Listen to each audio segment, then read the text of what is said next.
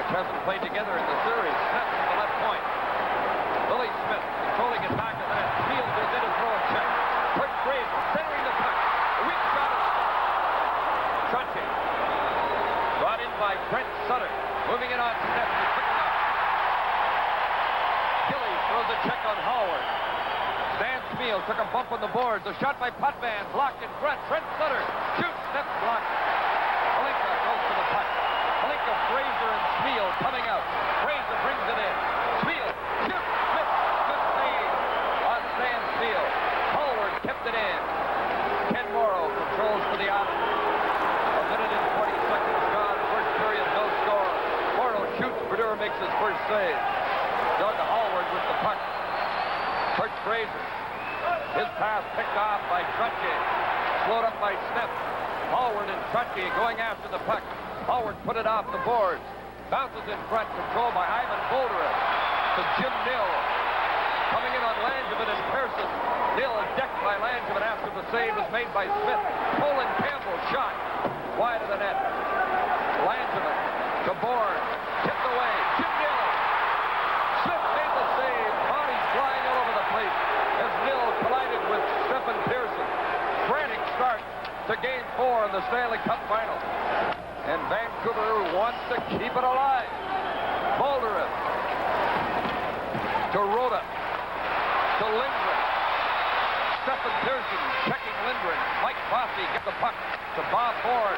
This is Butch Goring in on Campbell. Goring making moves. Puck swept away by Ron Delore. Campbell's going to get a penalty for hauling down Butch Goring. Colin Campbell will go to the penalty box. From the Pacific Coliseum in Vancouver, this is Stanley Cup 82 on CBC. Well, if you're going to do a film about something like hockey, you need to use real hockey players. You have to be technically correct. Wide open. Hey, wait, wide open? You go wide open, the whole background's going to go soft. I've envisioned this as a kind of a Citizen Kane, deep focus kind of feel. You need to make them feel, even though they're not filmmakers, that their suggestions are welcome. Well, how about this? How about you let me direct, I'll let you act. The Independent Film Channel. Call your cable company. We've already shown you that the Lincoln Mark 8 can do the limbo at 55 miles per hour, and that the Lincoln Continental can handle a Ming Vaz at every turn. The Lincoln Town Car excelled in its tested value. Now we're going to attempt a maneuver we think no other car company would try. All three at the same low rate of $459 a month. A word of caution to other luxury car dealers: do not try this in your showrooms. Unless, of course, you're a tri-state Lincoln dealer. It's Uptown. It must be Crosstown Sports. Well, let's see if this store's got it. Hey! I'm here with the quartet of weekend pucksters. Let's find out why they shop at Crosstown Sports. You, sir. Why? They have everything for roller hockey, eh? Quality equipment, and you, sir. Aquaman Musket, close to home. Neighborhood rentals, and you, sir. Great jerseys. Official team jerseys, and you, sir. Hey, I'm here for a new mouth guard. Protective gear. Nice hat trick. Crosstown Sports, your Uptown sports store. Hi, I'm Payne Stewart. Everybody knows that I love to play golf. When I'm at home, I love to work in my yard, too. And after all, who spends more time working on grass than I do? The Grass Terminator replacement head uses a new concept, multi-edge line for smoother, cleaner cutting. And the Grass Terminator's unique recessed head protects the trimmer line from breaking. The Grass Terminator. With a backyard like this, I need all the help I can get. Available at finer home improvement centers and retailers worldwide. Take one enthusiastic host, some excited future major leaguers, and a few Met stars, and what do you get? The show made just for kids, Dynamets, on SportsChannel. Dynamets! Dang, Lance, 2 more stolen bases today? You're really on a tear. Yeah, I think I'm gonna need a bigger locker.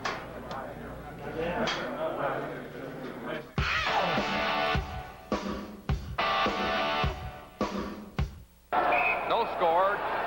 2:29, the time of Campbell's penalty. Center's waved out, so Tonelli and Moline will face off. Tonelli won the draw. Hot man for Bob Nystrom. Tied up by Lars Lindgren. Nystrom pass along the boards. Tonelli controlling the puck. Nystrom and Lindgren battling for it. Goring checked by Smith. Moline with the puck. Got it to the line and out. Picked up by Jerry Minor.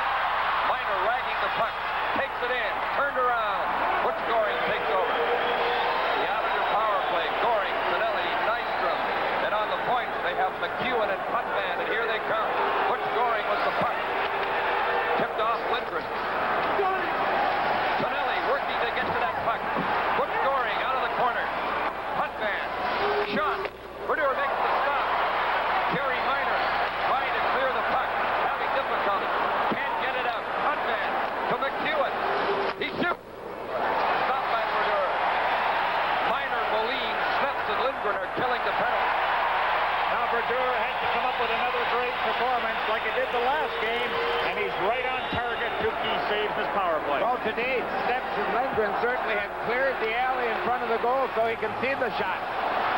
Mike Bossy, always dangerous. 15 goals in the playoffs. Bossy into the slot. Shot deflects wide. Chutney from the corner. 36 seconds left in Campbell's penalty. Pearson hauled the puck outside the line.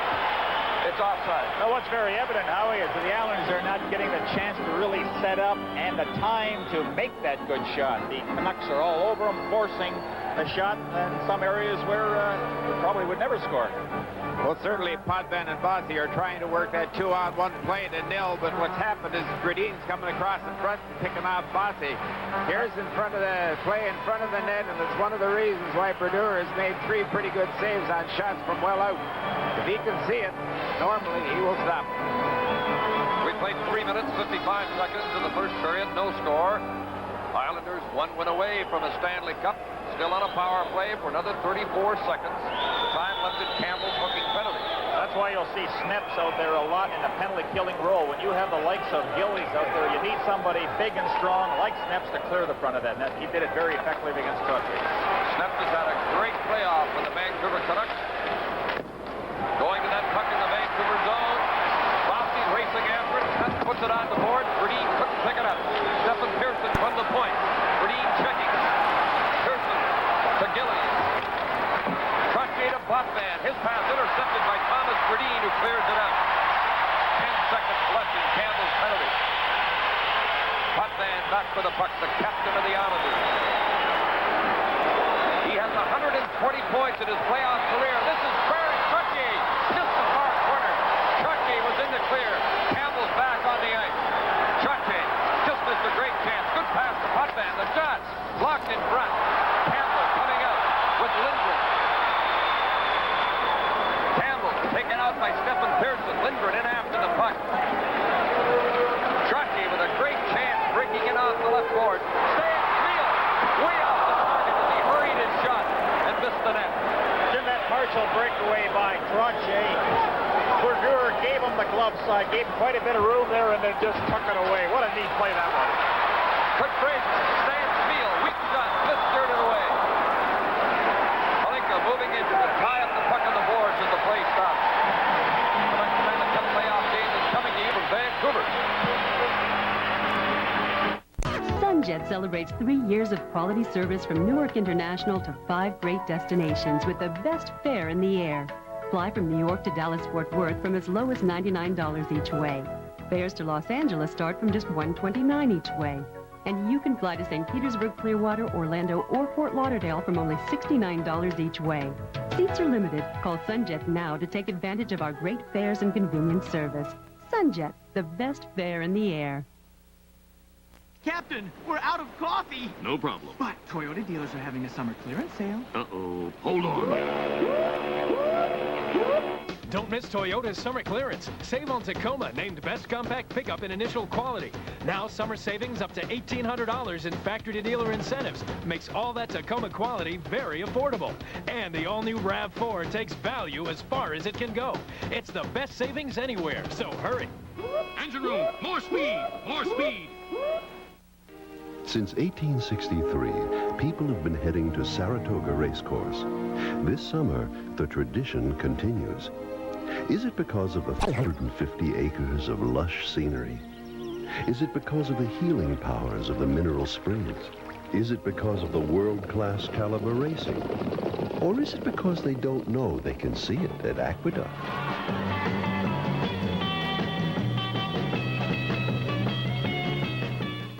Thank you for calling the Scudder Fund. This is John Kirkcaldy speaking. How can I help you? I have a few questions. Can you tell me a little bit about Scudder? Well, we started back in 1919. A few years later, rolled out the first no-load mutual fund. Right. We have over 40 different mutual funds available. Scudder today manages over $100 billion in assets for... I'm just about $100 short of that. No commission, no sales pressure. Talk to us before you invest. Call 1-800-SCUDDER.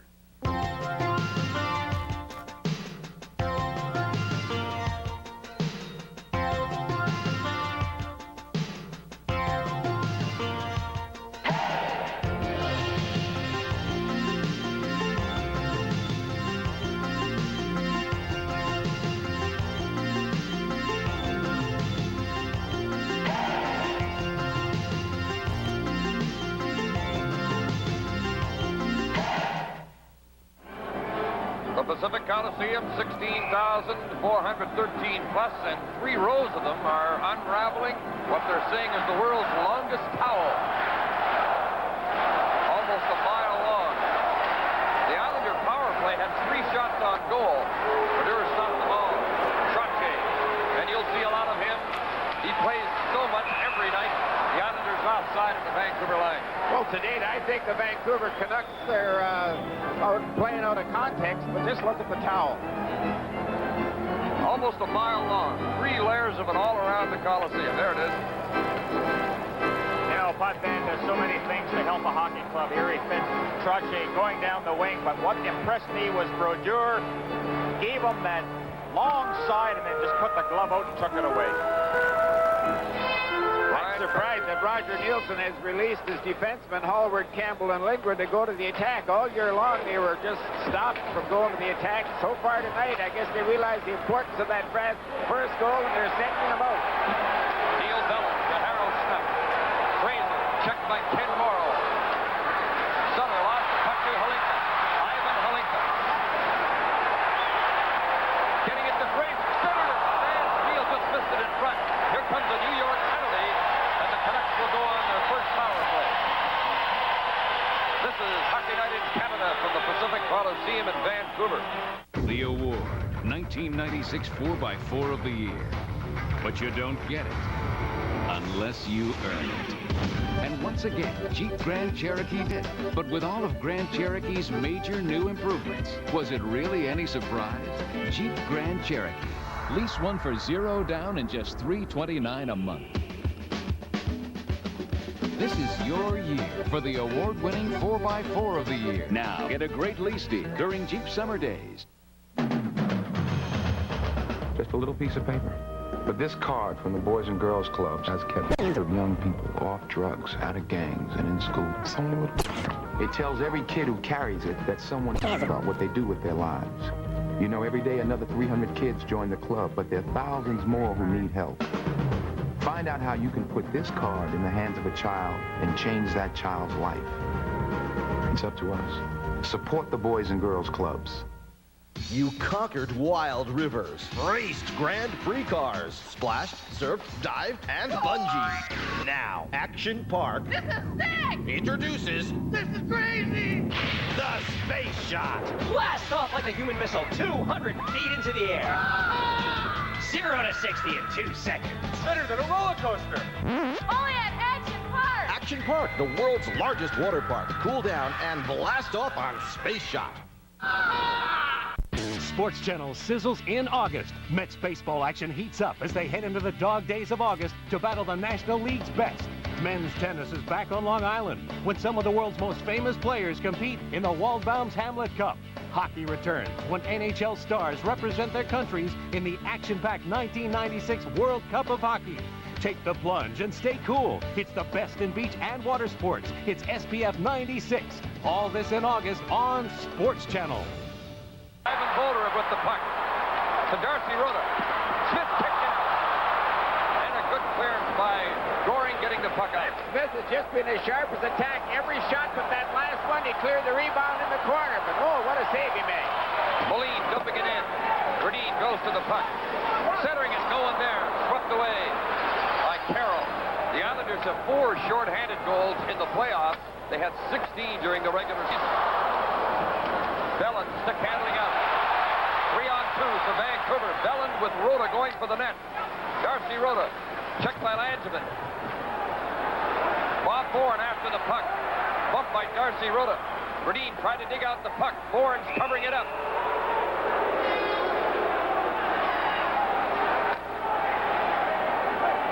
When there's corner work to be done, it's important for the Canucks that they outnumber the Islanders. Since they enjoy that man advantage, the Islanders have 2 men in the corner, Canucks have 3, but they have to come up with that puck. And again, Howie, as you had mentioned, which I think is so very important, get that first goal. Well, here's the great save by Billy Smith we were just talking about a moment ago. It's a pretty good angle. There's lots of room on the far side. And look at that left leg come out, stayed on his feet. Here's the breakaway. Lost possession of the puck. Goring did as he went from his forehand to his backhand. I'll bet he'll be talking to himself. There was a chance for the Islanders to get that first goal. That's the second time they've almost been totally home free. The crowd here is reacting because they've completed the big towel all around the Pacific Coliseum, signed by thousands of British Columbia hockey fans. Canucks on a power play. Tiger Williams from the corner to Ivan Halinka. To the point. Garth Butcher in his first Stanley Cup playoff game. And he's out on the point of the power play. Spiel getting control of the puck. Stan Spiel shoots. Smith is there again. Kicking it over the glass. I kind of got a feeling that we're just in for another great goaltending performance tonight by Richard Brodeur and Mr. Smith. Boy, he has just been super by staying on his feet. Oh. You saw Gradine just to the side of the net trying for the deflection, but I still think you have to get in front of Smith. You know, any goaltender, if he can see the puck coming, 9 times out of 10, he's going to steer it in the corner or make that save, but get in front of him. Well, certainly any shot from that distance he should get. Stan Spiel, wearing the C as the Vancouver team captain since the injury to Captain Kevin McCarthy just before the playoff. There's Garth Butcher, 19 years of age, from Regina. Just completed an outstanding junior year there. First-round draft choice of the Canucks last spring. Has not played a Stanley Cup playoff game before, and he's in this big one tonight. Doug Howard with the puck. Billy Carroll moves into check. 23 seconds left in the Vancouver power play. Trying to get it started. Butcher to Spiel to Halinka. On the left wing for Kurt Fraser, tied up by Billy Carroll. Puck is kicked loose, lands him and drives it on the boards. Butcher can't keep it onside. You think he's nervous? Just a little bit? I think he's shaking in his boots right now. That is such an uncomfortable feeling to be put out there, and it seems that when you're out there for your first shift, the puck comes to you every single second. That's right. He had the puck in the corner, deep in his own zone, and just threw it out along the blue line, expecting Stan Spiel to be there, and Stan wasn't. The youngster will soon learn to take a look before he makes the pass. It's just like a hot potato. I've gone through it. We've all gone through it, and be rest assured, his next shift out there, play with a lot more confidence and feel a lot better about the whole situation. He played 5 NHL games with Vancouver during the regular season, but it'd be nothing like playing in this one tonight. Thomas Berdine. Gord Lane moves into check him. Hart Gillies goes to the puck. Moline checking him. Campbell hustles in to keep the puck onside. Trottier takes a check on the boards from Williams. Moline to Gradine. Thomas Gradine from the corner. Centering it. Hart Gillies intercept. Behind the play, we have Trottier and Williams all tangled up. Former teammates in junior hockey in Swift Current. A couple of boys from southern Saskatchewan. And they're going to get penalties out of this by the looks of it. We'll see who's getting the penalties, but it could be to both Trottier and Williams. Trottier is going to the penalty box. Well, with the score, the Islanders nothing, the Canucks nothing. This is Stanley Cup 82. If you apply for a mortgage at most New York banks, they may send you some mixed signals, charging you all kinds of fees, adding paperwork, taking their time, which makes you wonder whose side they're on. But with a mortgage from Home Federal, everything's clear. We'll give you a great rate, less fees and paperwork, and quick turnaround, which all make it easier for you to get home. Home Federal. You don't have to go far to get far. Nike presents the McDonald's Hoop It Up, the NBA's official 3-on-3 basketball tournament happening at Fairleigh Dickinson University in Teaneck on August 17th and 18th. Hoop It Up is for everyone 10 and older. Get an entry form by calling this number or stop by these participating sponsor locations: McDonald's, PC Richard & Son, Foot Locker, and Tri-State GMC dealerships. Hoop It Up, because everything else is just practice. Nobody Beats the Whiz puts Panasonic's new 606 palm quarter right in your hand. The first compact VHS palm quarter, complete with a color LCD view screen and EIS. Only available from Nobody Beats the Whiz. It's all within your reach with 1 year of free financing at Nobody Beats the Whiz. Enjoy the summer games, wherever you play them. Panasonic brings the Olympics to the world, and Nobody Beats the Wiz brings it home to you. Sports Channel's forecast this summer is hot, so put on SPF 96. From jet skiing and volleyball to diving and surfing, Sundays are hotter than ever. Hang 10 on a 20-foot wave. Take the plunge to the bottom of the sea. The surf is up all day Sunday on Sports Channel. So put on SPF 96 this summer, every Sunday starting at 9:30 a.m. only on Sports Channel. And the Canucks have the man advantage for the second time in the period. There's no score as Brodeur shovels the puck away from Billy Carroll. Carroll and Goring, excellent penalty killers. Look at Goring hustle right after Bellin, who lost his stick and cleared the puck with his leg. Bolderev with the puck. In on Morrow. Bolderev. Backhand. Blocked. Hutman took him to the ice. Puck is centered. Now clear down the ice. You just have to admire that forechecking of Carroll and Goring. Nill goes in after the loose puck. Nill took a hit on the inboards from Ken Morrow. Bob Bourne, great skater, moving that puck out to Anders Keller. There's going to be a penalty to Kirk Fraser for that check on Anders Keller. Hooking will be the call, and Fraser will go to the penalty box. They'll be 5 aside now. Hockey Night in Canada will continue in a moment.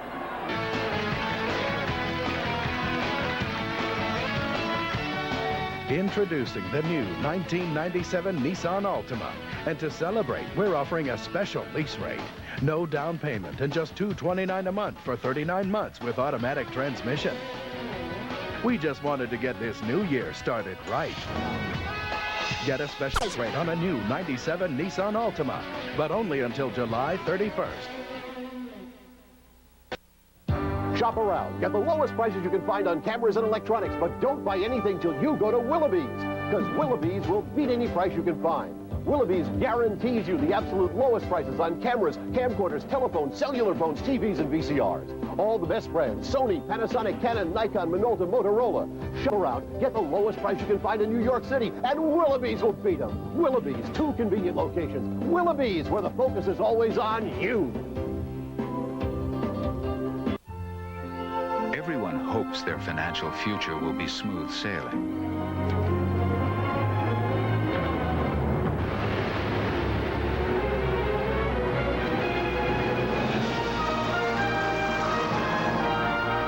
What you need is MetLife. We know the hazards and offer financial information and sound advice to help you rise above them. We'll help you make sense of it all.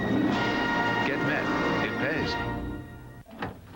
Hey, kid, could you fax these for me? Thanks a lot. Can you file these for me? 200 copies of these before you leave. Too busy to watch the game? Sports Channel Light is a 30-minute condensed version of the day's best game every night at 11. Thanks, kid. You're really going places. Sports Channel Light. How to make the game when you can't make the game. Now Keller is out there killing a penalty, and Fraser tied him up, and he will get the hooking call. And in 54 seconds, the Islanders will enjoy that manpower advantage. Well, all you had to do was watch on television Trottier and Williams' penalty. You knew that the referee was going to give one to the Vancouver Canucks pretty easy, because that was a very questionable penalty to Trottier. And maybe the one to Fraser was a bit borderline, too. Well, it had to be. Carroll steps with the puck. Moving in on Gordy Lane. Puck went loose. Center field. Shoot. Blocked. Big play by Dave Langevin coming out with the puck.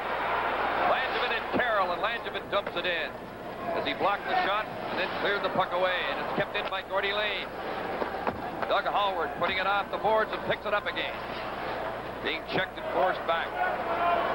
Doug Howard, former first-round draft choice to the Boston Bruins. From Toronto, down to Harold Smith. Lugging it in as he's checked by Gillies and hit by Langevin. What a hit by Langevin on Harold Smith. The lead shoots and deflects wide. Smith goes to the puck. He shoots. This the net. It's hectic, but it's still scoreless. Langevin with the puck. Just had a birthday yesterday. Big Dave on the Islander defense was 28 yesterday. Campbell chasing after the puck. It goes loose. Jerry Minor picked it up. Intercepted by Trottier. Islanders on a power play. Trottier. Minor cleared the puck out. As Lindgren checked Trottier, and Minor cleared the puck. A little different. Again, the Canucks going right after the Islanders, not giving them the opportunity to set up. It goes nil to forecheck. Denny Potvin coming out. Mike Fossey. Oh, is dangerous. Moving in on Campbell. Nil breaks up the play. Kicks the puck out. And a good effort by Jim Nil. I like that strategy, Howie. Well, certainly that's what they have to do. And look at here, trouble. Tonelli's backhander picked off by Brodeur. Tonelli bumping with Lindgren. Nil gets into it against Tonelli, who's skating away from it. And they want to stay out of that penalty box right now. Well, especially when they have that manpower advantage. Why do I take a penalty and ruin that? There's a save by Brodeur, and again, you notice the Canucks finishing their checks, taking the man right into the boards. You know, the Canucks' inability to finish the play, particularly on the attack, has hurt them so far this evening. They just can't make that one pass to bring a guy home free, or that one deke, or a good shift around somebody.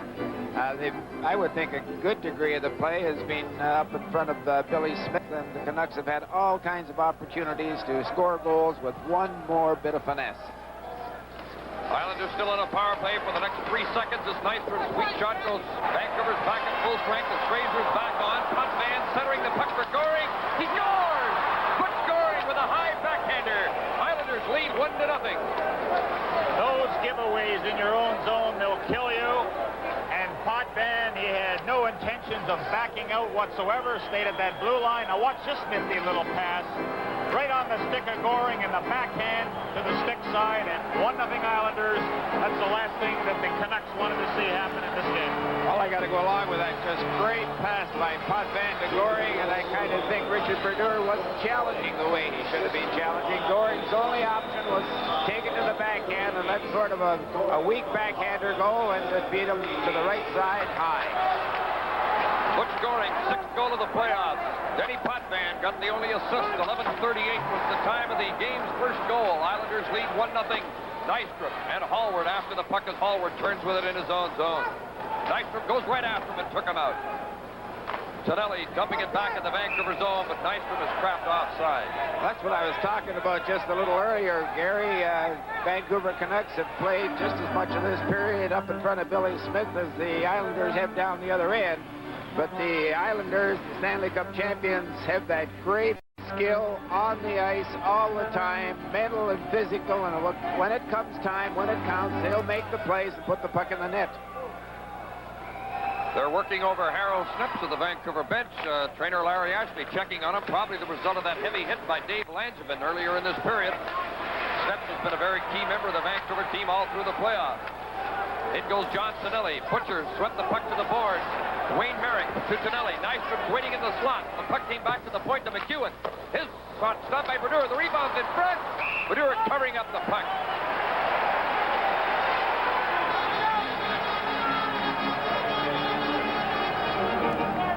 Well, the puck control of the Islanders when they're on the attack is just truly amazing. There was nobody home free in front of the net, and the puck comes from the far side right across to the left point, and Langevin gets himself a pretty good shot. Now there's that giveaway, Howie, where Potvin just stayed in the zone, and then a quick look and a quick pass to Goring on his backhand. And again, you talk to any goaltender, he'll tell you I'd rather face a forehand shot anytime, any place, but those backhands seem to give everybody problems. Well, especially when you put them upstairs. They're pretty tough to stop up there, and I would have to agree again that the Islanders, everything they shoot at Richard Brodeur has to be high. Being 5'7", would that have something to do with it? Sure would. Brodeur, 29 years of age, was drafted by the Islanders in the 7th round in 1972. Here he is facing them in a Stanley Cup final. He's played every playoff game for Vancouver, 11 wins and 5 losses. Jim Pickett hands a new stick to Clark Gillies. Not dressed for the Islanders are Hector Marini, Thomas Johnson, the 2 youngsters on their roster for the playoffs, Greg Gilbert and Gord Deneen. We'll give you the Canuck players not dressed when we get the opportunity. It's a long list of 9 players. Made 2 changes from game 3. Offside at the Vancouver line. Live from the Pacific Coliseum in Vancouver, the Stanley Cup playoffs. Nobody Beats the Whiz puts Panasonic's new 606 palm quarter right in your hand. The first compact VHS palm quarter, complete with a color LCD view screen and EIS. Only available from Nobody Beats the Whiz. It's all within your reach with 1 year of free financing at Nobody Beats the Whiz. Enjoy the summer games, wherever you play them. Panasonic brings the Olympics to the world, and Nobody Beats the Whiz brings it home to you. You, and you have the right to play sports until the cows come home. You have the right to assemble. You have the right to be equipped. You have the right to free speech. But anything you say can be held against you. That's life, liberty, and the pursuit of the goal. But you don't have the right to remain thirsty. Not when there's Gatorade. Because every athlete has the right to be quenched. These are your rights. Now get out there and exercise them. Life is a sport. Drink it up.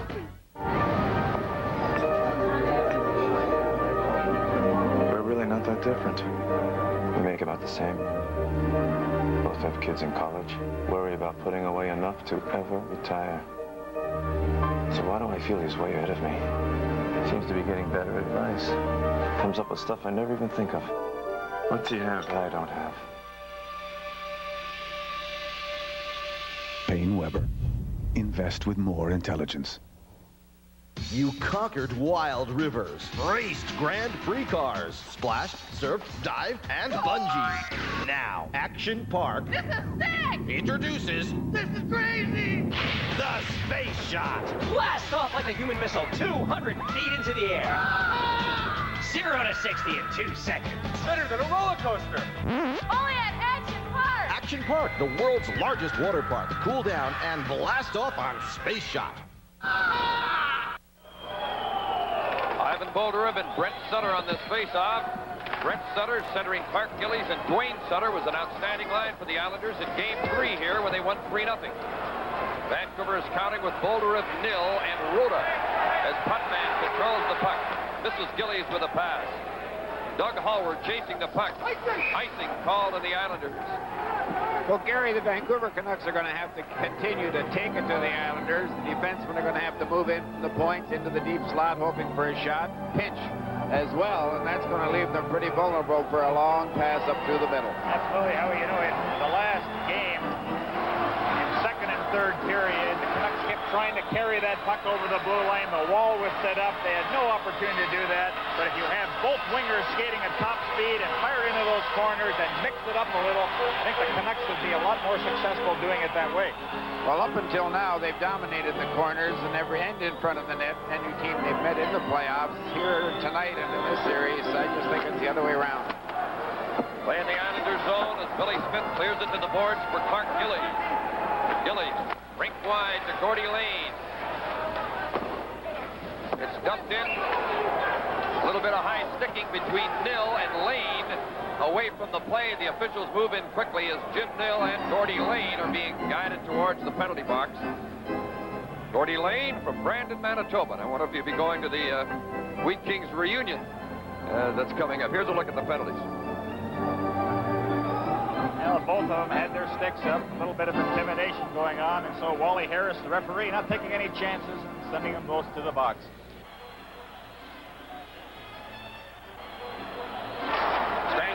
Couldn't get loose with the puck. Doug Hallward rushing in on Langevin. Hallward trying to go through the middle, couldn't get through. And Langevin, so solid on the Islander defense. Got control of that puck back to Stephen Pearson. Gradine steals it off Pearson. Gradine. Lindgren in deep gambling. Taken off the puck. Stephen Pearson takes over. Lindgren goes after it. Schmiel helping out. Someone's yelling, freeze it, so freeze it they do.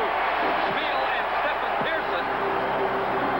And I know that Stephen Pearson is not going to challenge Stan Schmiel, but they have a little discussion about it. Well, if he's smart, he won't get near Stan Schmiel. You know what, I would think I'm tremendously impressed with the defense of the New York Islanders. Sure, we all know of Potvin's ability, both with and without the puck. Ken Morrow has come along tremendous in the last 2 years, but Langevin and Gordy Lane have just turned into excellent hockey players, both with and without the puck. Howie, they don't do more than they're capable of doing, and that really is a secret behind your blue line. Why try to beat somebody one-on-one if you don't have to? And that's where a lot of guys get themselves into a lot of trouble. Well, besides having tremendous skills and worked on them and improved them, they're big and strong and love to play.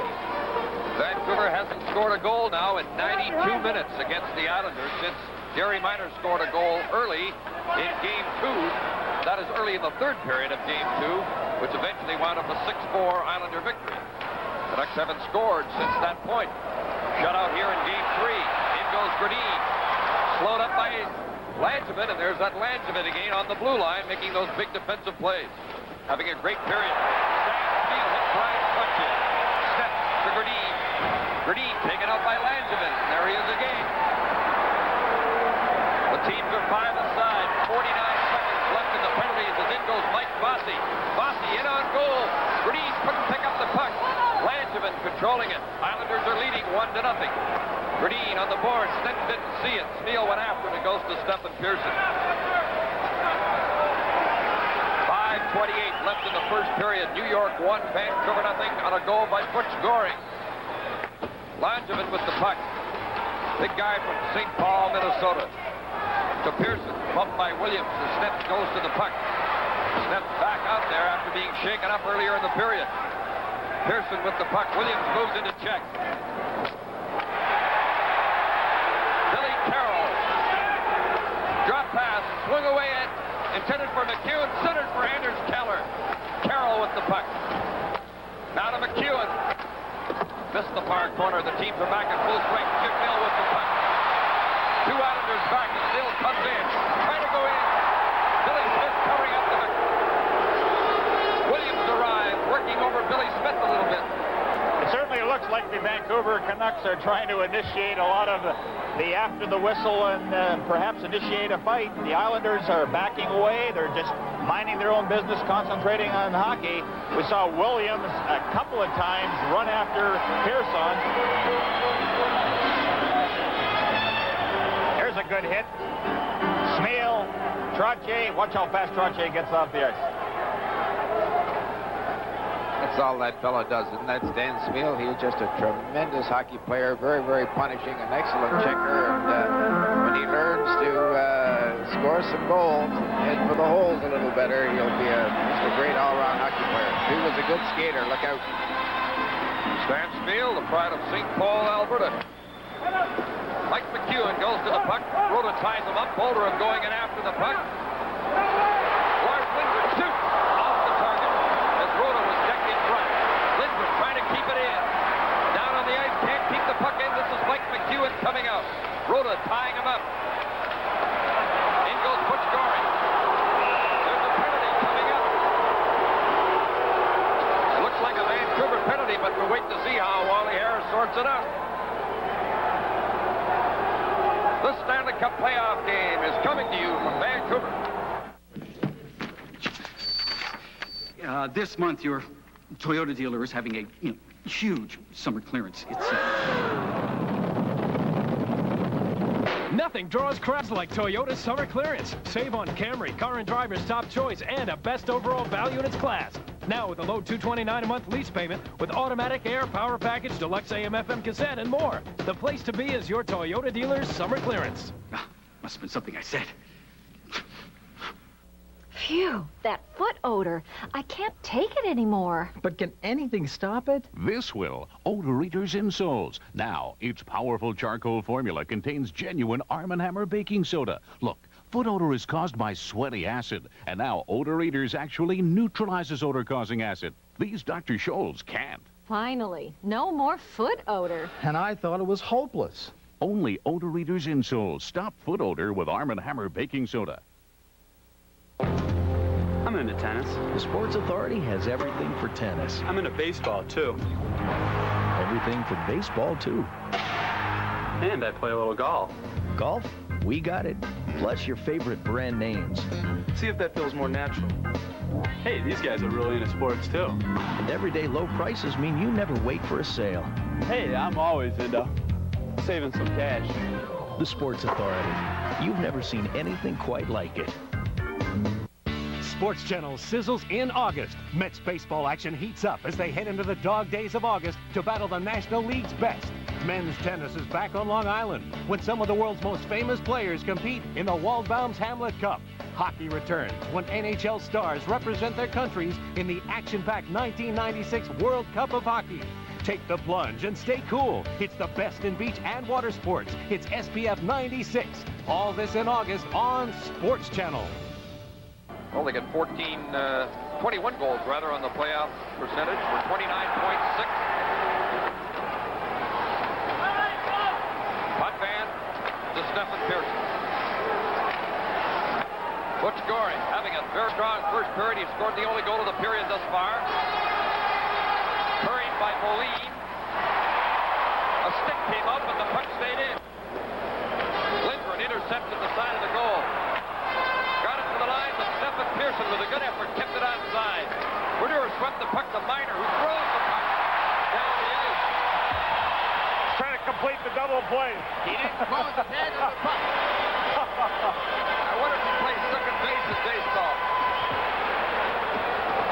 In goes Potvin. Davey Potvin centering it for Nystrom. Just failed to pick it up. Nystrom from the corner. Right in front and shot wide by Potvin. Trottier and Green after the puck. Trottier so strong in the boards, controlling the puck. Stephen Pearson to John Sinelli. A delayed penalty coming up. Whittier makes the save. There's a delayed penalty coming up to Vancouver. Now it'll be called. And Green is hammered by Nystrom in the corner. And Green gets up slowly after Nystrom's hard hit. Nystrom will also receive that penalty on the charging call. What an opportunity for the Islanders who would have had a two-man advantage. But Nystrom on that tremendous hit against Gradine will take care of that situation. And both teams will play a man short. Actually, on this sequence of penalties, both will receive a penalty, with the Islanders still having that manpower advantage. Well, that was Sneps elbowing Potvin, and I'm more and more impressed with the way Dennis Potvin is playing. Every time I see him on the ice, he's dominating this game just like he did a couple of years ago. Both on defense and offense, and no one handles the puck, no one anticipates any better than Potvin. At the top of the half, he's got a tremendous mean streak as well. He's tough and he's mean. Well, Roger Nielsen had said, we're going to come up with our best game of this playoff series, and they are playing hard, and it has to be very frustrating for the Canucks. They still find themselves one goal behind. 47 seconds left in this Islander power play. That's the time left in Rota's penalty. As you look at Jim Nill at the Vancouver bench, not dressed. Well, we'll pass along the scratches from the Canuck lineup if we get the opportunity. There's the Vancouver bench with Ron Smith working alongside of Roger Nielsen, Bobby Nystrom from Kamloops in the penalty box for that hit on Gradine.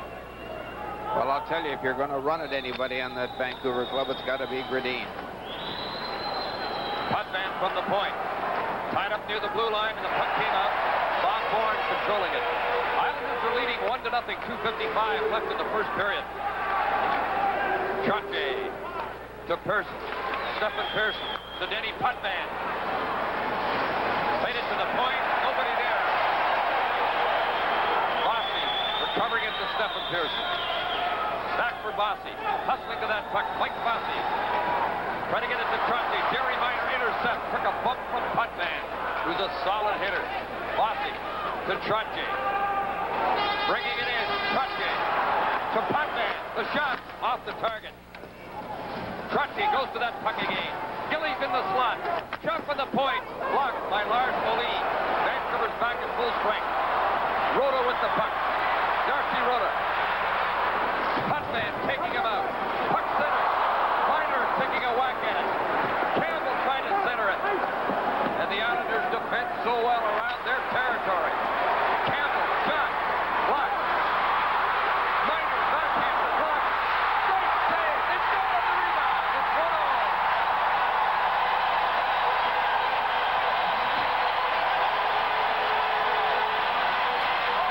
The people have been waiting for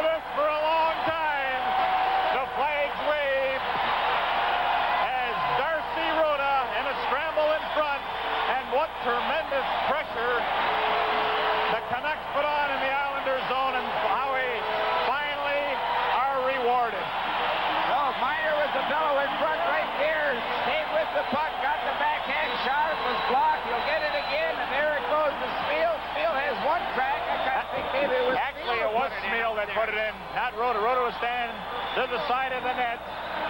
In any event, the Canucks have tied this one, and the response of the crowd is unbelievable.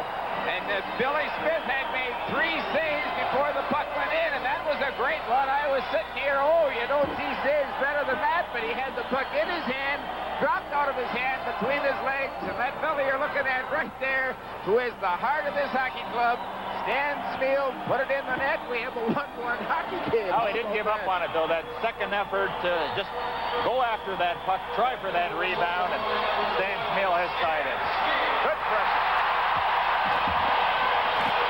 Forward with the puck. Leiter and Campbell get assist on the goal at 18:09 of this first period. Smeal tying up Lane. The play was stopped by referee Wally Harris.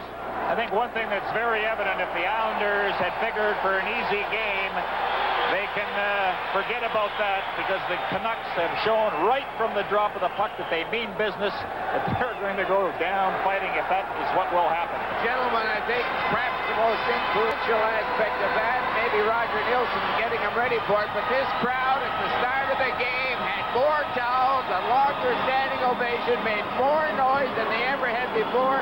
It's pretty hard to give up when the crowd has it. Ryan Trottier shooting it in as Clark Gillies races after. Fedor swept it away. Butcher to Smeal.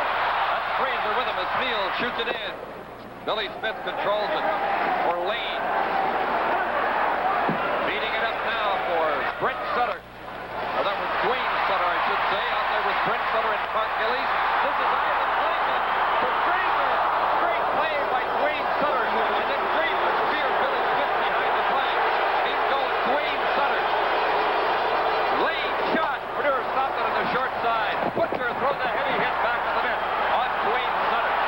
Stan Smeal rushing with the puck. Smeal bringing it in.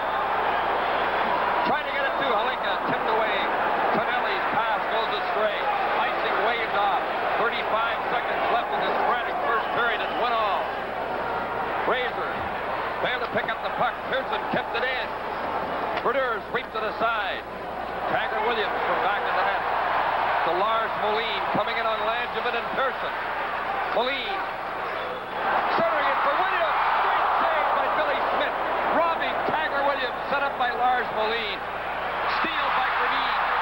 Stephen Pearson moves to check him. 6 seconds left in the period as the clock continues to run. Goring gets the puck. Hit by Williams. The period comes to an end.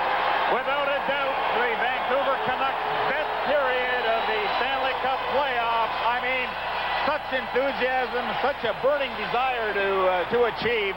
You can't play any better than the Canucks did that period.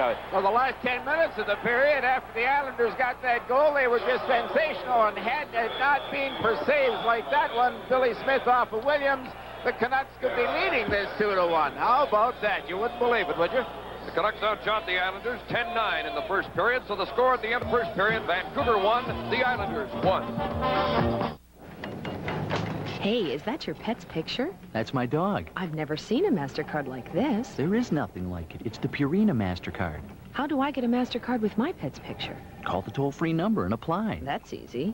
The Purina MasterCard has no annual fee, plus you get great savings on Purina pet foods. To request your Purina MasterCard, just call the toll-free number, and you can have your own picture card MasterCard with your pet's photo on it. Hi. What do you think? She has your eyes. FedEx has over 35,000 trucks to handle your 2-day package. Cost about $12. UPS has over 130,000 trucks for your 2-day package. Cost about $6. The U.S. Postal Service has over 200,000 trucks for your Priority Mail 2- to 3-day package. Cost $3. So, 12, 6, 3, what's your priority? Priority mail from the U.S. Postal Service.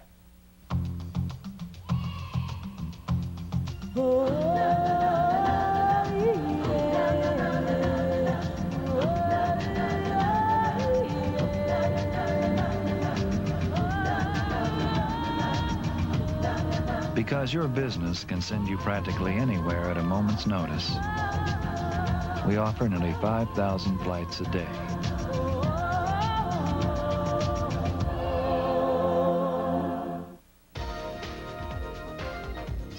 I'll guarantee everybody that's ever picked up a baseball, when they were playing that imaginary game, hitting the home run to win the World Series. You know, I grew up around the Mets. So you wanted to be the time receiver. You have good stuff? Yeah, my dreams are great stuff. That stinking alarm clock cost me a Cy Young Award. Tune in to Penn and Chase on Thursday. It's the fun and easy way to follow all the action around the major leagues. Penn and Chase, Thursday at 6 on SportsChannel.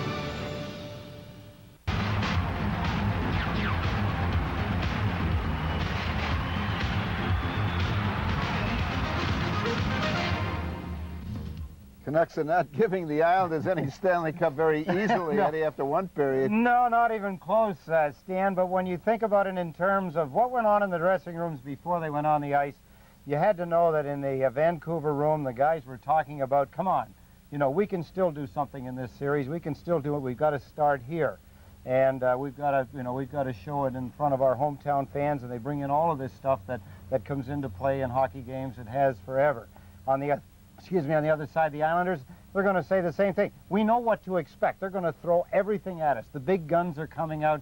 They're going to try and be physical. They're going to try and outplay us. They're going to try and out-hustle us, and obviously try to outscore us. But when you know that that's what's going to happen, and it happens right on cue, you know as a team up 3-0 that you're not in big trouble.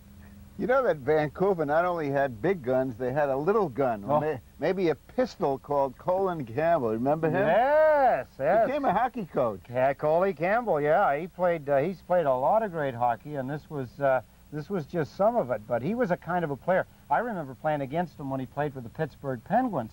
And, I mean, he was tenacious. I mean, he was a good hockey player, played with Detroit as well, and a tough guy to play against, and a veteran on that hockey club. Harold Schnepp's another guy that was a hard guy to play against. He was big and he was strong, enthusiastic. He was a fun-loving kind of guy, but when it come to playing his game, hockey, he was very, very hard about it. Well, going into the second period, the Islanders did not want to let Vancouver get ahead of them.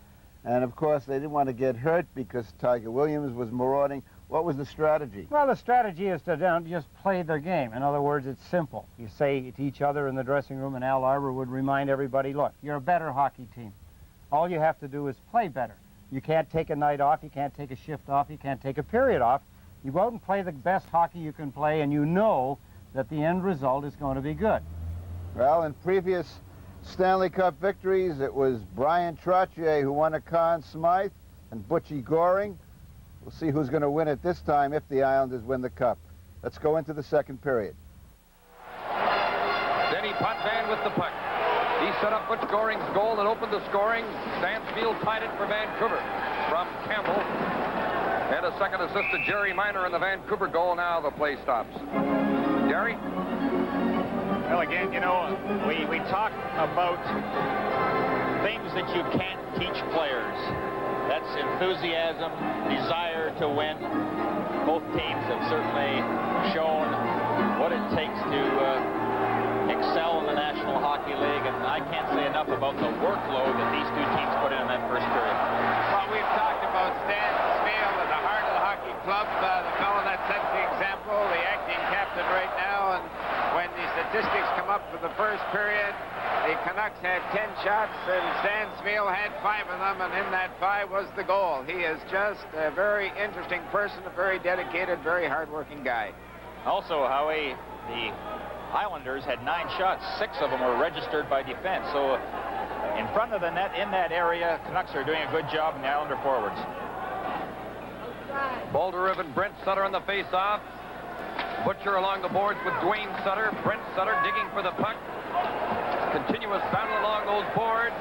Bolderev trying to stay with young Brent Sutter. Mark Gillies gets the puck. Being slowed up by Lindgren. Still in the Vancouver zone. Brent Sutter shot. Berdure stopped it through a screen. Was knocked down by Dwayne Sutter in front of the net. And Darcy Rhoda comes out with the puck. That's Jim Nill with him. Darcy Rhoda in on Langevin. Rhoda centering it. Oh, Billy Smith stopped that deflection right in front. Ivan Bolderev with the puck. Boy, is Smith looking sharp. Bolderev to the point. Garth Butcher. Weak pass. Tipped behind the net. Stephen Pearson tripped up Jimmy Nill. The crowd reacted.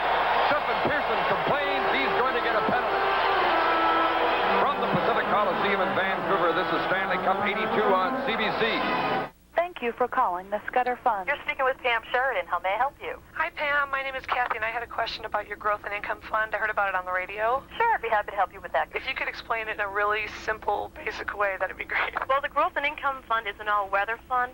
We consider it a conservative stock fund. We're looking for those companies that will pay above-average dividends on a regular basis. I see. And how long has the fund itself been in existence? No commission, no sales pressure.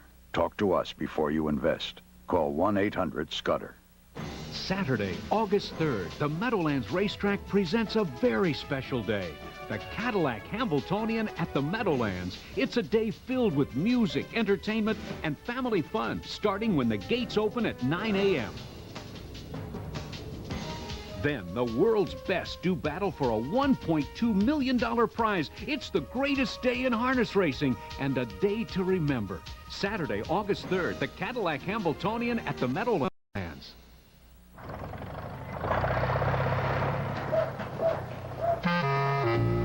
I love to go down Christmas time. I love to go see the Rockettes. Most people don't know the difference between a long-distance call and a regional call. But a regional call is part of your NYNEX service. And if you switch to a long-distance company, you'll lose your NYNEX rates. So if you're asked to change, think about it. Uh-huh. Did you say switch my regional calls? No, I'll stay with NYNEX. Every year, the guys get younger and younger. There's a rookie who's 19. That even makes me feel old. That's why I'd never play a game without my Ginsana. Ginsana is the real stuff. G115 ginseng. It works through my body to help make the most of my natural energy, so I feel good. Ginsana Energy helps you run the court and your life. Everybody's got a choice. You can feel your age, or you can feel your Ginsana. Feel your Ginsana, the original all-natural energizer. Sports Channel's forecast for Thursday is thunder. Thunder Road Thursdays. Rev up your engines, drop the flag, and throw the pedal to the metal, because Sports Channel shifts into high gear with Thunder Road Thursdays. From NASCAR to dirt, it's the very best in high-speed auto racing every Thursday night. So catch the lightning and listen for the thunder. Every Thursday night from 7 to 11, it's Thunder Road Thursdays, only on Sports Channel. It's Smith right now that's the hottest goaltender, getting the most work. Halinka moving in, trying to get it to Fraser. Fraser trying to put it in front. Smith put it behind the net. Morrow battling behind the goal. It came to Halinka. Bouncing in front. Fraser shot at the empty net. Went wide from the point. Moline shot. Blocked. Butch Goring plays it to Billy Carroll. Carroll and Goring at the Vancouver line. Broken up by Moline. This is Halinka coming in on Potvin. Halinka passing in front for Fraser. He just missed it. Smeal from the corner to Kurt Fraser back in the net. Checked by Potvin. Puck goes loose. Put across in front of his own goal by Goring. Cleared by Carroll. Getting it out. Well, the Vancouver Canucks are just flying out of their own zone, not letting the Islanders get to them in the forechecking, and they're carrying the play to the Islanders. Canucks still on a power play as Moline paid for that rush, being hit by Landman, who's been hitting all night. Rhoda from back of the net. Tied up by Gordy Lane. And Jim Nill was tripped up by Landman.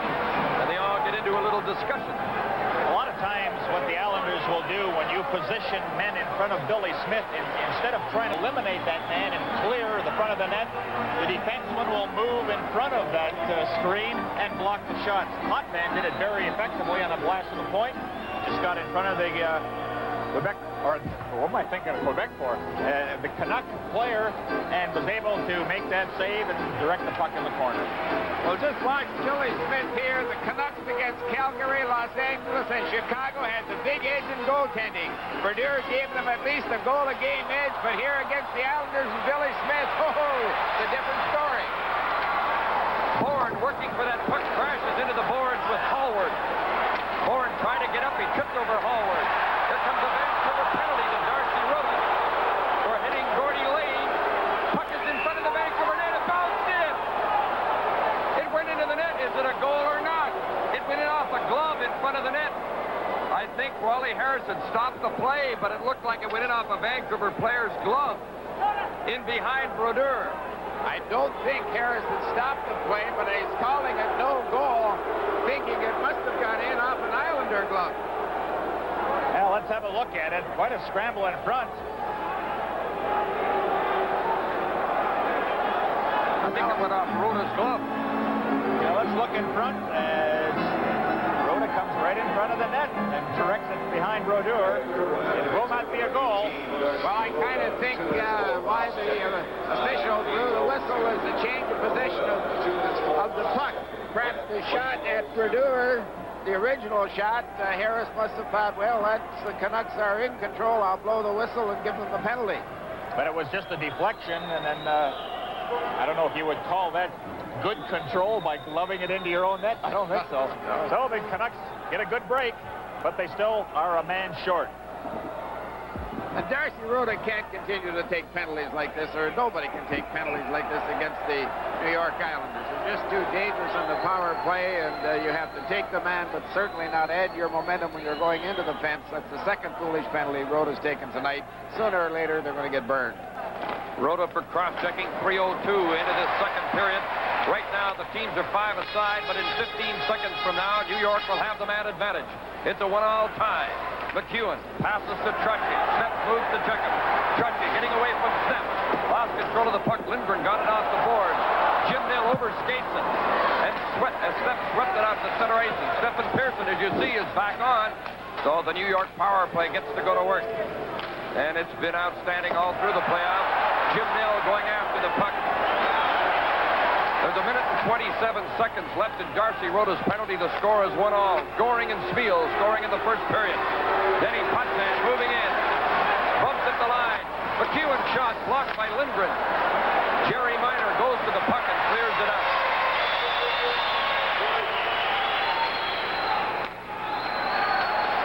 Trottier checked by Snep. Nill gets the puck, misses Minor with a pass. Mark Gillies.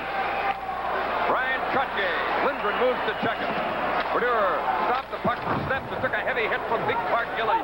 Mike Fossey ran into Snep. Lindgren trying to get the puck. From the point, Denny Potvin. Shot in the crowd is blocked in front.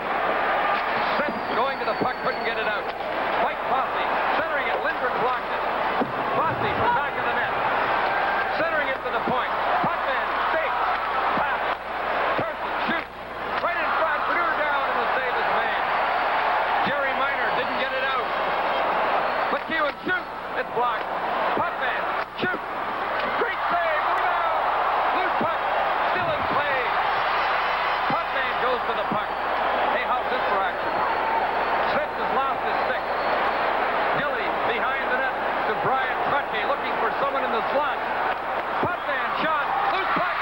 They score. They had to put it in eventually, and it was Mike Fossey who put it in the net. Well, the whole key was Fossey where he positioned himself. He saw the angle of the shooter, knew that if Brodeur made the save, if there was a rebound, look at there, it had to come out to him. He's behind everybody, nobody near him. He would be, I would think, just a pretty good guy in geometry. Absolutely, but tremendous pressure. You could just sense that the Islanders had the score. They just good control of the puck in the corners, behind the net. Sneps was without a stick, but that's what makes Bossy so great. The ability, without the puck, to move in a position that if it does come to him, it's in the net. Bossy's 16th goal of the playoffs. Islanders lead 2-1. Ivan Halinka to Stan Spiel. Shot deflects wide. Kurt Fraser goes to the puck. Spiel on the boards with Nystrom. Campbell kept it outside. Blocked in front by Stephen Pearson. Here come the Islanders again. Tonelli with the puck. To Nystrom. Coming in on goal. Tied up by Campbell. Kurt Fraser to Stan Spiel, but he'll be offside. Tonight's Stanley Cup playoff game is coming to you from Vancouver.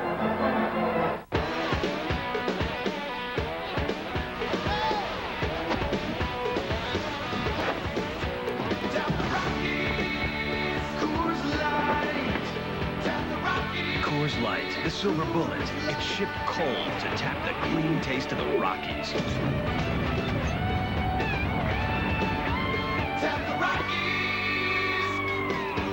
Look for the new Coors Light wide mouth can with a giant opening for a smoother pour.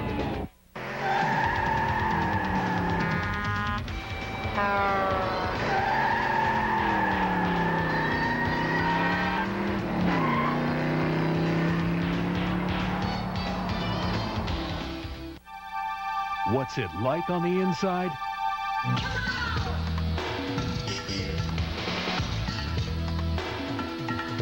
Watch Mets Inside Pitch and find out.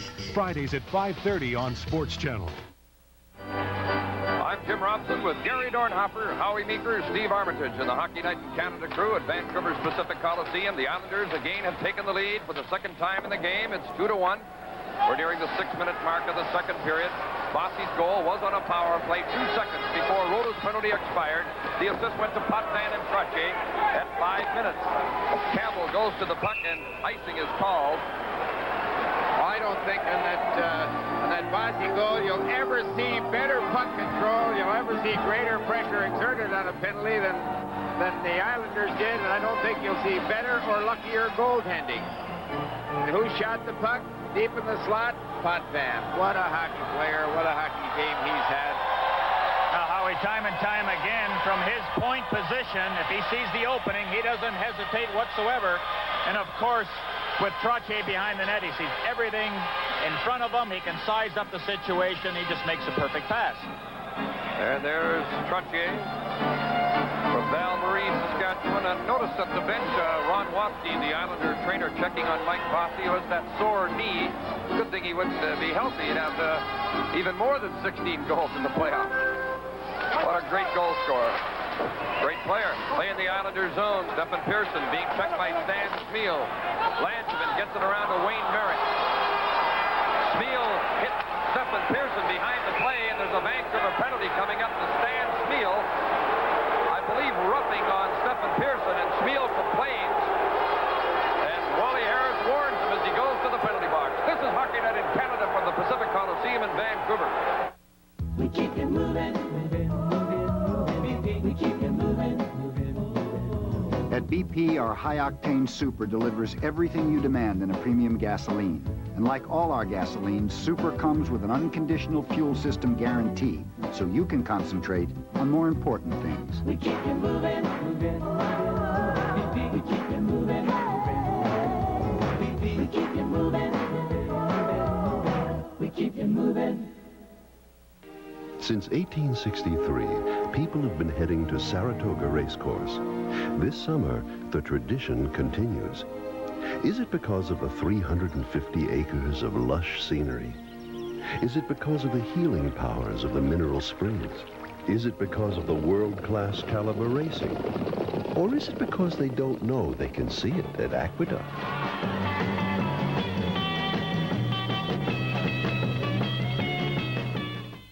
That gloved-in goal by Rota, Torrey, or Arbor didn't complain a bit. Potvin setting up on the New York power play. The Islanders have scored 7 power play goals in this series. McEwen to Bourne, who missed a good chance. Loose puck. Brodeur made a great save right in front on Dwayne Sutter. What a save by Richard Brodeur to keep it 2-1. Billy Smith to Mike McEwen. Born in Horn Payne, Ontario. Mike McEwen lugging the puck. The former Ranger and Rocky dumping it in. Dwayne Sutter after him. McEwen. McGradine blocked the pass. Lindgren battling with Brent Sutter. The battle goes on. Dwayne Sutter from back of the net. Smith cleared the puck. Didn't get it out. Potvin with a good effort to keep it in. Bob Thorne shoots off the heel of his stick. Shot just went wide. Dwayne Sutter centering it. Sliding down the ice. You know, what's also hurting the Canucks is the giveaways. They have possession in their own zone, and they're in such a hurry to ice it, they're just coughing it up. Well, twice on that Bossy goal, they did that very thing. Trottier in on Smith. Bossy in the slot, tipped it to Gillies. Shot wide. Stephen Pearson. What a power play. Bossy, Gillies, Trottier, Potvin, and Pearson controlling the puck. 38 seconds left in the penalty. Mike Bossy with the puck. Mark Gillies tipped it to Bossy. Smith checks Bossy. Williams gets the puck down the ice. Again tonight, their passing, I would say, in the last 10 minutes, just been marvelous, hasn't it? They just fire it like bullets. Their pass receiving is excellent. Trottier brings it in. Gillies going for the net. Mike Bossy shoots. He scores! Bossy, 3-1 Islanders. Well, you'll never see a better play than that one. Gillies made it all possible come in late. And oh, did he put that one in the corner. Watch Gillies go for the net and create the opening.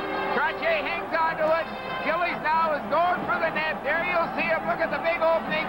Bossy drop back. Oh, Bernard way out challenging. Just an excellent shot. Was it offside at center ice when Trottier picked up the pass? That's what the Canucks are arguing on the ice. Number 17. Does that equal the output of last year for Mike Bossy in the goal-scoring department? Yes, it does. Last year, Mike Bossy scored 17 goals in the playoffs. Trottier and Pearson getting assists. Sorry, Gary. He doesn't waste any time firing that puck just inside the right post. 8 minutes, the time of the goal. 8 seconds before the penalty expired. His other goal came 2 seconds before a penalty expired. The power play is the Islanders in front, 3-1. John Tonelli carrying the puck, dumping it in. Nystrom goes in against Campbell. Battling back of the net. Butcher puts it on the boards for Smeal. Lindgren, or rather Halinka, trying to bring it out, but the play is called offside at the Canucks blue line. So the score, the Islanders 3, the Canucks 1. This is Stanley Cup 82. Sunjet celebrates 3 years of quality service from Newark International to 5 great destinations with the best fare in the air. Fly from New York to Dallas-Fort Worth from as low as $99 each way. Fares to Los Angeles start from just $129 each way. And you can fly to St. Petersburg, Clearwater, Orlando, or Fort Lauderdale from only $69 each way. Seats are limited. Call Sunjet now to take advantage of our great fares and convenient service. Sunjet, the best fare in the air. Sports Channel's forecast for Thursday is thunder. Thunder Road Thursdays. Rev up your engines, drop the flag, and throw the pedal to the metal. Because Sports Channel shifts into high gear with Thunder Road Thursdays. From NASCAR to dirt, it's the very best in high-speed auto racing every Thursday night. So catch the lightning and listen for the thunder. Every Thursday night from 7 to 11, it's Thunder Road Thursdays, only on Sports Channel. 2 goals by Mike Bossy in this second period as the Islanders ahead 3-1, leading the series 3 games to nothing. John D'Amico waves the centers out, so Smeal faces off against Tonelli. And they came out of the same mold. 2 hard workers on these 2 teams in the Stanley Cup final. Fraser and Nystrom bumping together.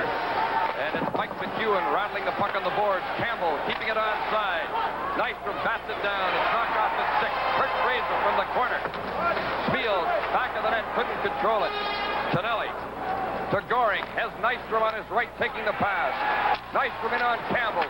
Goring going for the slot. The play broken up. Back up Fraser with Halinka, Campbell, and Smeal. Halinka brings the puck in. Bump near the line. Fraser to the corner, and the goaltender, Billy Smith, yells, "What in front?" Still yelling instructions to his mates as the puck is cleared into the Vancouver zone. Garth Butcher, the rookie from Regina, in his first playoff game in the National Hockey League. But here he ices the puck. Stephen Pearson picking it up. Icing call on Vancouver. Well, the beauty of replays is to check for ourselves. Is it offside? There's the pass from deep inside the blue line. Boy, is that I need to call it. Oh, close. Why do you get breaks like that? As I said a few moments ago, when you have what you think is a fair goal go in the net and it's disallowed, and you do not complain. So it's tit for tat. They're a class organization with great talent. Canucks may have argued that there was an offside pass over 2 lines as Trottier picked it up and set up the 3rd Islander goal. We'd like to mention who's not dressed for Vancouver tonight. Injured defenseman, you look at Ivan Mulder, injured defenseman Kevin McCarthy, Rick Lance, Yuri Bubla. Also not dressed for Vancouver are Gary Lupul, Anders Elderbrink, B.J. McDonald, Ole Brasser, a lot of them sitting up behind us here, Tony Curry, and Mo LeMay. 9 players on the Vancouver roster for the playoffs, not suited up for this game tonight. The 2 changes Vancouver's made, they've inserted Garth Butcher, and Mark Crawford is back in the lineup tonight. Crawford replacing Lupul, Butcher replacing Elderbrink. Darcy Rota with the puck, shooting it in. Billy Smith now working on a 3-1 lead after his 15th win of the playoffs, and that would be a Stanley Cup record. The crowd yelling as Bolderev fell over Stephen Pearson, and the play went on. Wayne Merrick play goes offside. There's a fellow there that just improved tremendously over the years. Gosh, he can handle the puck, he can make the plays. And I said the other night, I think he on one point, Stephen Pearson and Dennis Potvin on the other are the two best point men in the league, and they're head and shoulders above anybody else when you're a man short. Witness tonight. Stephen Pearson, a 27-year-old from Sweden, who was a 13th round draft choice. How about that for a pick? Neil Belland tied up on the boards by Wayne Merrick as they battle for the puck. Bolderov goes in to get control. Back to the other side, Anders Keller is number 28 of the Islanders, intercepted by Bolderov. DeLorme feeds Rota. Rota coming in on Pearson. Rota looking in front. Pearson blocked the pass and winds up with the puck.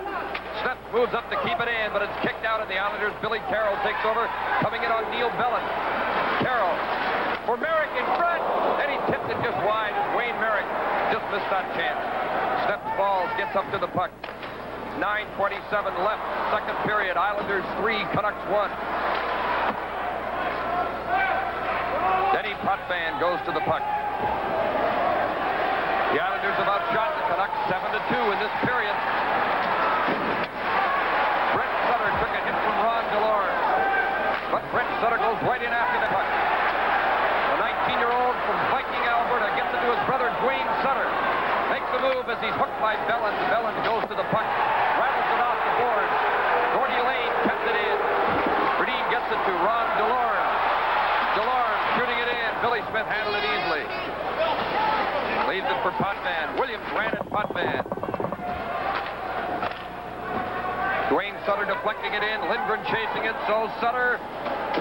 Lindgren got to the puck. Icing called on the Islanders. Hockey Night in Canada will continue in a moment. Before GMC introduced the new U.S. Olympic Gold Edition Jimmy, it had to excel in several events, like the freestyle, the floor exercise, cycling, and yes, even yachting.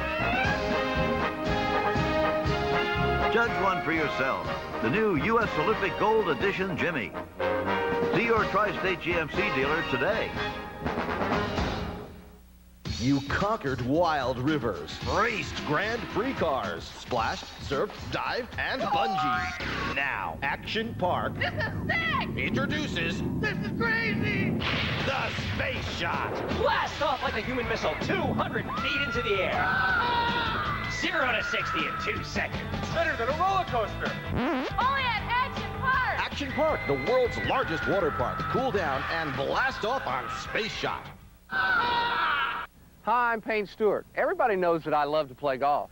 When I'm at home, I love to work in my yard too. And after all, who spends more time working on grass than I do? The Grass Terminator replacement head uses a new concept, multi-edged line for smoother, cleaner cutting. And the Grass Terminator's unique recessed head protects the trimmer line from breaking. The Grass Terminator. With a backyard like this, I need all the help I can get. Available at finer home improvement centers and retailers worldwide.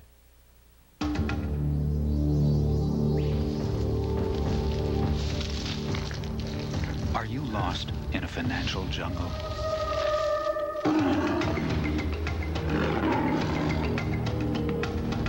What you need is someone who knows the ropes. Someone you can count on for advice and financial information. MetLife can help you tame the risks and help you make sense of it all. Get Met. It pays. Pratt, the Hall of Famer Walter Babe Pratt, the first employee the Vancouver Canucks ever hired, and he worked on the first Hockey Night in Canada telecast here in Vancouver. Still works for the Canucks organization. What a great player he was, Howard. Oh, could he handle a puck? I'll tell you, just something else. Trottier coming in on Butcher. The puck is shot in, Bourne racing after it. Brodeur had to steer it to the corner. Mike Bossy from the corner to Trottier. Bourne out there with him, goes to the front of the net. Butcher having trouble with Trottier, who's so strong along those boards. Trottier sets up the goals. Mike Bossy puts them in. And with 7 goals in the Stanley Cup Championship, he has tied a National League record that took place in 1956. And John Beliveau has 7 goals in that series. How about that Bossy? 17 playoff goals last year, He has a total of 71 goals in 50 games. No, he's got 52 goals in 71 games. Unbelievable. And two big ones in the second period of this game as the Islanders lead 3-1. Williams throwing a check on Bob Bourne along the boards. Williams keeps working for the puck on his knees, gets up to the puck. Green goes into Hal Bout. The puck came around to Lindgren on the board. Lars Lindgren unloads the shot. Williams tried to deflect it in front. Bourne coming out with the puck. Checked by Lars Moline, who dumped it in. Green goes in against Ken Morrow. Missed him. Oh, Green went crashing into the board as he missed Morrow with a check. Morrow ties up Moline, and the Islanders come out with the puck. Bourne tied up by Williams. Gradin turns with the puck. Thomas Gradin to Colin Campbell. Looking for help. Shot wide of the net. Williams and Bourne along the board, joined by McEwen and Gradin as they cover up the puck. Well, the Vancouver Canucks certainly haven't let up. They're still carrying the play to the Islanders, and I would think making this game just tremendously interesting for everyone here, and I hope all of the fans doing it at home. Well, when you're behind, you have to take chances, and we've noticed time and time again that the defense, when the opportunity presents itself, will pinch in, trying to intercept that pass along the boards. And on a few occasions, the Canucks have been very successful in that area. Still think, Howie, they have to get that second man going for the net. You know, sometimes the forward will have the puck, he's ready to shoot it. Nobody close to Billy Smith. Go ahead, Smith, try for that deflection. Halinka wins the draw from Trottier. Loose puck in front. Well, how about that? Trottier lost the face-off in his own zone. Well, he's never won one yet off Halinka and Gradin in that situation where they're going to their forehand. They're continually getting it back along the board. Gradin has done this all the time, as Halinka has, getting it back to their forehand along the boards. Smeel had an excellent chance to put the puck by Billy Smith, but he couldn't get it up high. Well, let's watch it again, the same setup. Yeah, now the Islanders have the defenseman out there to head for the point. Again, Halinka won the draw. Smeal's shot. Billy Smith is there with a good save on Smeal's shot. Bob Nystrom in on Colin Campbell.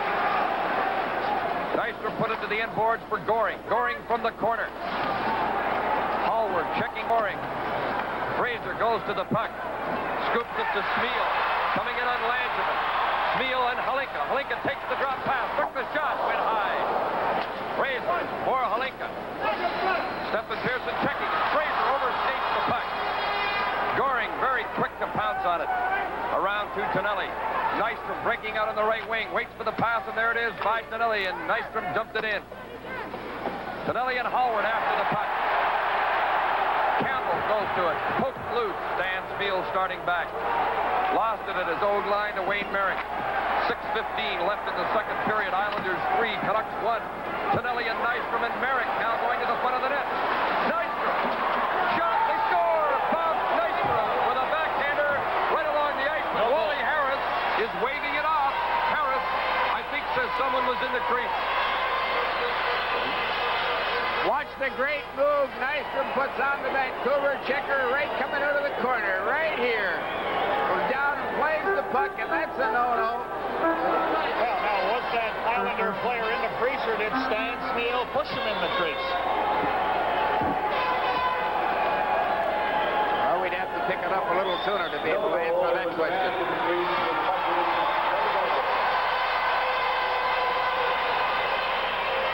Well, they're calling it no goal because an Islander was in the crease. I believe that was the announcement.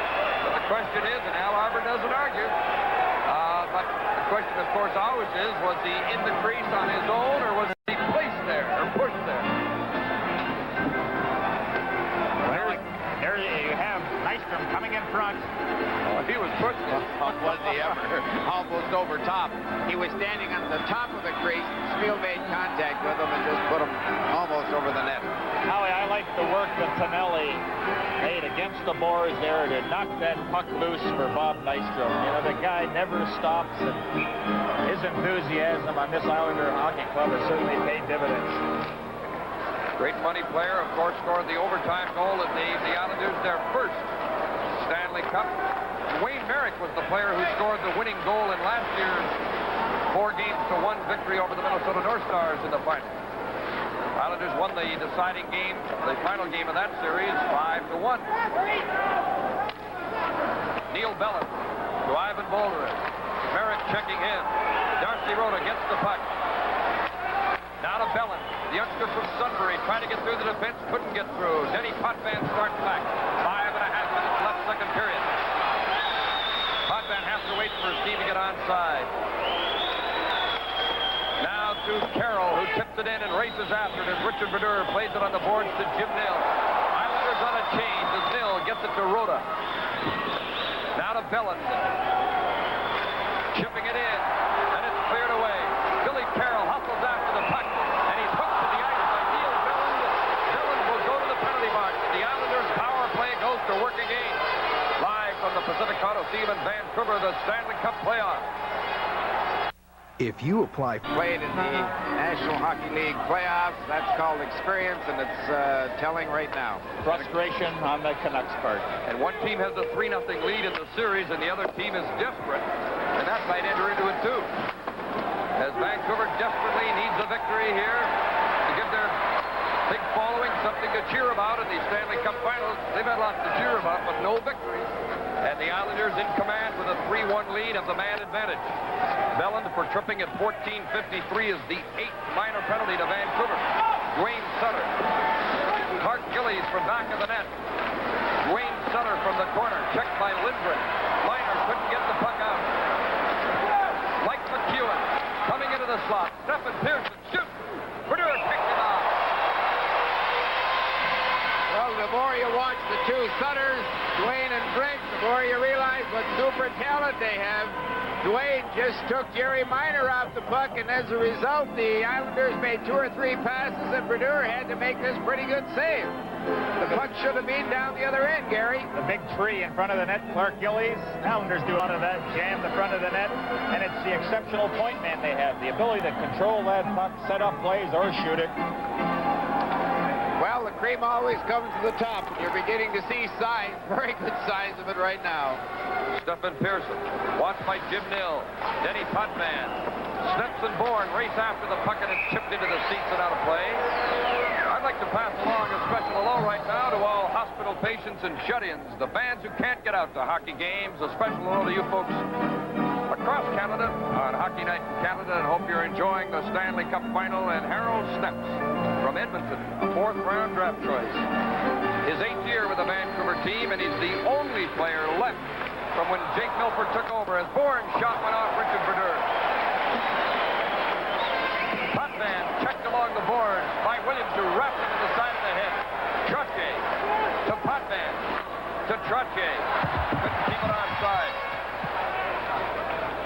Back at his own line is Stephen Pearson. 3:50 left in the second period. 40 seconds left in the Canuck penalty to Neil Bellin.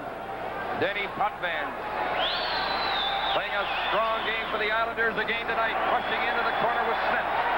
Sneps missed him with a check. Potvin controlling that puck. Now it's Mike Bossy to Potvin to Bossy, who has already scored twice in the period on power plays, but Nill intercepts. Williams going after the puck. Bossy just chipped it away from him as Williams couldn't get away from Bossy's skating. Bossy coming in on Lindgren. Mike Bossy right in. And Lindgren took him high to the end board. Trottier from the corner. 3 seconds left in the power play. Denny Potvin with the puck. Canucks back at full strength. But still, Islanders put on the pressure. Trottier shot wide. Bossy shot. Oh, Brodeur picked it off. That was Pinelli. Correction, not Bossy that time. It was Pinelli. Well, the Islanders have made a habit of scoring near the end of the power play. 2 seconds, 8 seconds, and almost had another opportunity as the pressure again was there. But that passing, that pinpoint passing with Pinelli from off the boards, but Brodeur with his quickness grabs that time. Well, Brodeur stayed up this time, and I think that allowed him to get across the net and take that goal away from Tonelli. John Tonelli. Original draft by the New York Islanders as a second-round draft choice. He's now 25 years of age. The Islanders have outshot the Canucks 10-4 in this second period and have scored twice. Mike Bossy both times on power plays.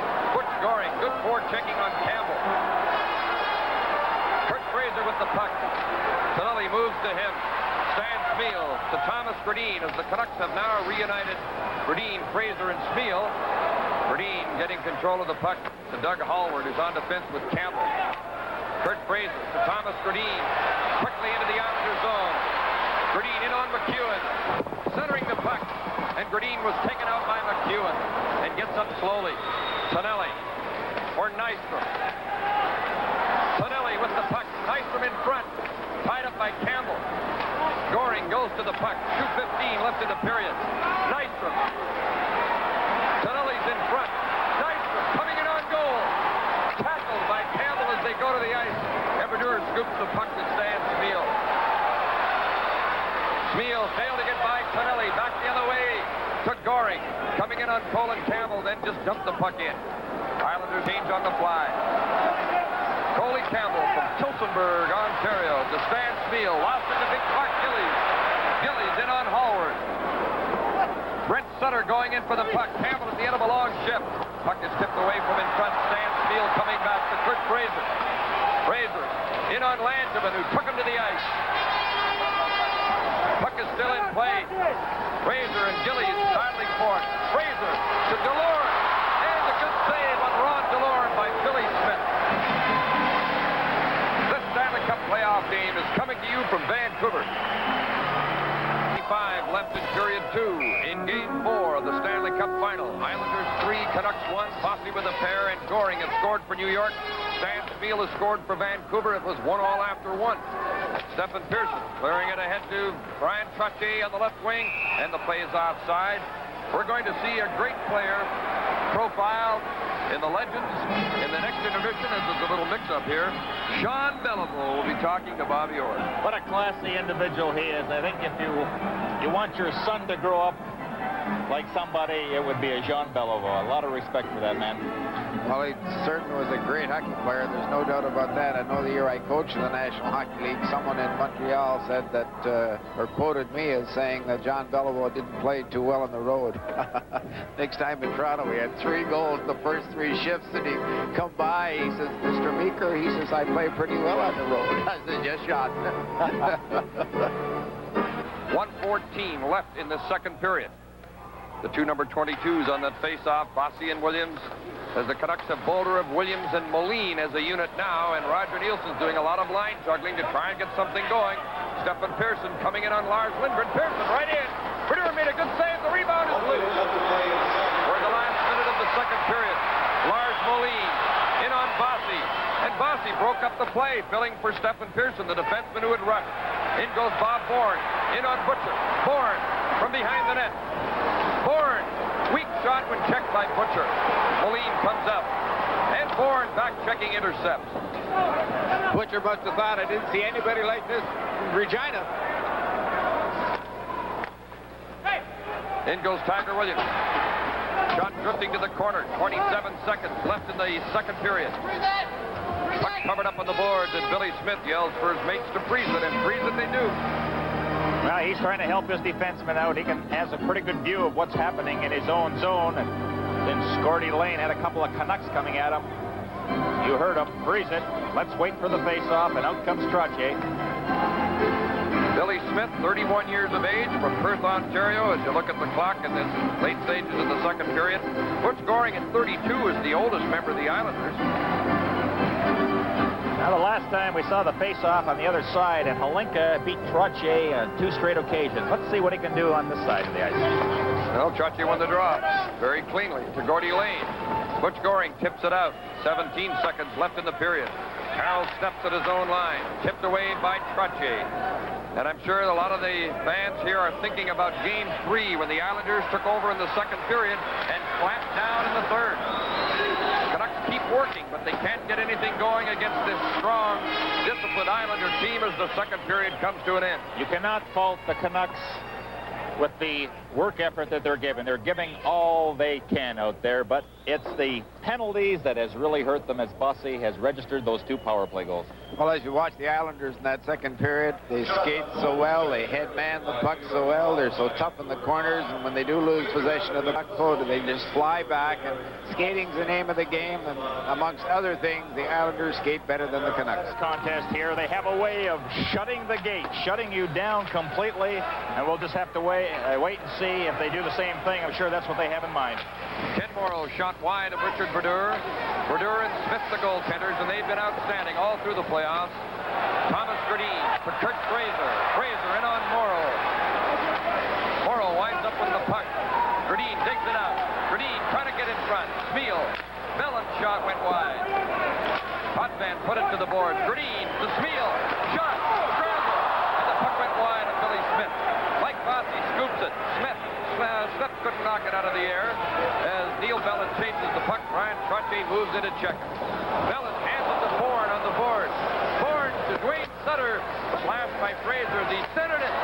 Trottier right into Brodeur. And the shot went wide as Brodeur was down, and Dwayne Sutter missed that good chance in the rebound. I think Wally Harris thought Brodeur was injured there, and he stopped the play. That was another giveaway by the Vancouver Canucks, and Sutter set up Trottier right in front of the net, and Trotz was just a little bit too close to Brodeur. Really couldn't do that much with the puck. I'm surprised the youngster didn't sort of take it to his backhand and try to put it upstairs. He had lots of time, really no pressure from anyone checking on the Vancouver Canucks. He was there all alone. Cool Wally Harris, the referee, working with linesman John D'Amico and Jerry Gauthier. Doug Hallward's pass around to the boards for Darcy Rhoda. He's hit right away by Dwayne Sutter. Hallward gets the puck, and the Islanders work in that forechecking, and now Nill comes out with the puck. Jim Nill. Pass hit a skate. Rhoda couldn't get through. Dwayne Sutter fanned on the puck. Mark Gillies goes to it in the corner. Islanders 3, Canucks 1. We played a minute and 15 seconds of the third period. Campbell putting it off the board. Stephen Pearson steers it to Dwayne Sutter. Lost it to Ivan Halinka. He's one of 7 rookies in the Vancouver lineup tonight. The Islanders have 3 rookies in their lineup. Campbell with the puck. Colin Campbell. Originally a draft of the Pittsburgh Penguins out of Peterborough. Potvin steering it to Bob Knighton, coming in with Butch Goring. Goring buzzing around in that Vancouver zone like he's been doing all night. Ties up Campbell. Halinka banks it on the boards for Nill. Nill starting away with Mark Crawford, but the pass didn't get through to Crawford.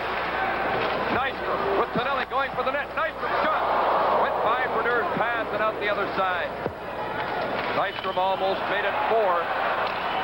A delayed offside will be called unless the Canucks move the puck out. And they do, so play continues. Campbell to Bolderev, shooting it in. Potvin controlling it, gets it to John Tonelli.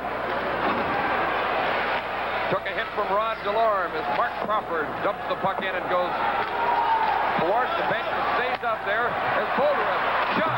Smith made the save, and the puck is held by Billy Smith. From the Pacific Coliseum in Vancouver, this is Stanley Cup 82 on CBC. Nobody beats the Wiz, and Panasonic are teaming up this month to celebrate the Olympic Games. Excellence, integrity, and respect. That's our promise to you, our customer. Because at Nobody Beats the Wiz, winning is more than breaking records. It's setting new standards in quality and service for you. Enjoy the Olympic Games wherever you play them.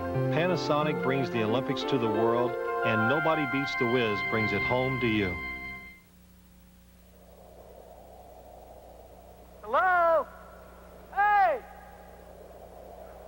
Where is everybody? This month, they're at your Toyota dealer's summer clearance. They know a good deal when they see one, like Avalon, Toyota's luxury sedan, a Consumer's Digest Best Buy. At this low $299 per month summer clearance lease payment, with many luxury options standard, Avalon is even further ahead of competition.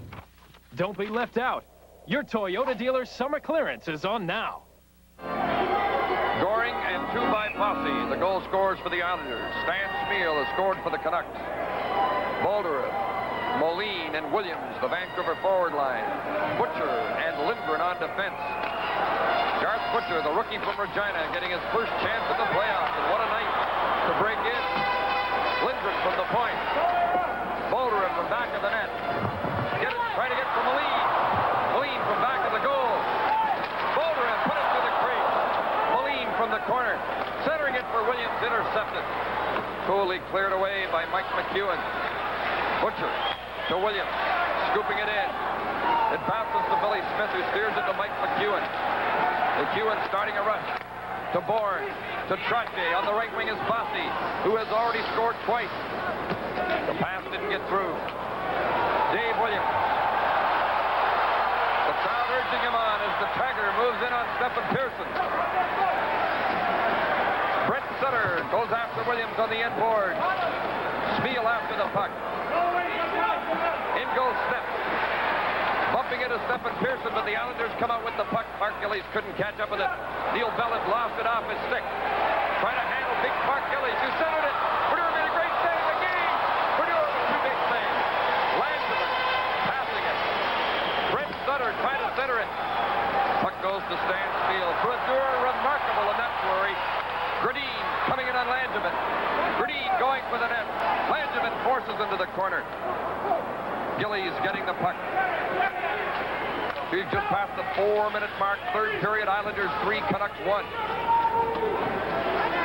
Neil Bellet. Tonelli goes in to check him, giving him trouble back in the net. Tonelli with that puck.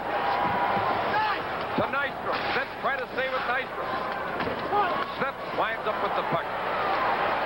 To Smeal. To Fraser. Coming in with Halenka. Fraser. Shot. Hit Lane. That stung him a bit. Shakes it off. Stays out there. It's been a long hockey road for Gordy Lane from the International League to the Stanley Cup final. Over the years, in comes Jim Nill. Billy Smith stopped Nill's rising shot. Lane with the puck. This is Goring with a pass. Campbell puts it off the boards and missed Halenka. Lane shooting it in. Tonelli hustling after it. So's Jim Nill of the Canucks. Nill goes to the ice, knocked down along the boards. Nystrom and Hallward, and Tonelli goes to that puck again. Hallward keeping it moving on the end boards. Ran into Bob Nystrom. Nystrom and Tonelli doing some of that great forechecking on the boards that they do so well night after night. Campbell ties up Tonelli. Halenka helping out. Got the puck outside the line. Potvin with the puck. Islanders controlling a 3-1 lead as Potvin pass. This is Nystrom. Doug Hallward rushing with the puck. Wayne Merrick moves to check him. In goes Darcy Rhoda. Gordy Lane at the end of a long shift bumps him in the end board. Potvin digs out the puck. Puts it around on the glass. Hallward to Lindgren. Keller is there to check him. Lane can't get off the ice. He's at the far side from the bench. Merrick fell down. Lindgren lost the puck. Anders Keller played it back to Denny Potvin. Over to Lane. Mark Crawford moves to him. This is Billy Carroll. Turning with the puck, looking in front, put it in the slot. And the shot deflects off Lindgren as Anders Keller got the shot away. Mark Crawford down the boards. His pass tipped away. Check, check, check. That's the Islanders' game right now as they sent two men in very deep forechecking. They lead 3-1. Crawford, bumped by Morrow. Trottier's pass intercepted by Mark Crawford. Rookie Mark Crawford. Checked by McEwen as the puck is bouncing in front. Behind the Islander goal. A backhander by Bolderin. Good save by Smith on Bolderin. Bolderin in front missed the pass. Lindgren goes in against Keller to keep the puck in. Keller and Linden battle for it. Billy Smith is yelling, freeze it as the play stops. And Mark Crawford skates into the trap, throwing a check. Tonight's Stanley Cup playoff game is coming to you from Vancouver. The award, 1996 4x4 of the year. Short of that. No commission, no sales pressure. Talk to us before you invest. Call 1-800-SCUTTER.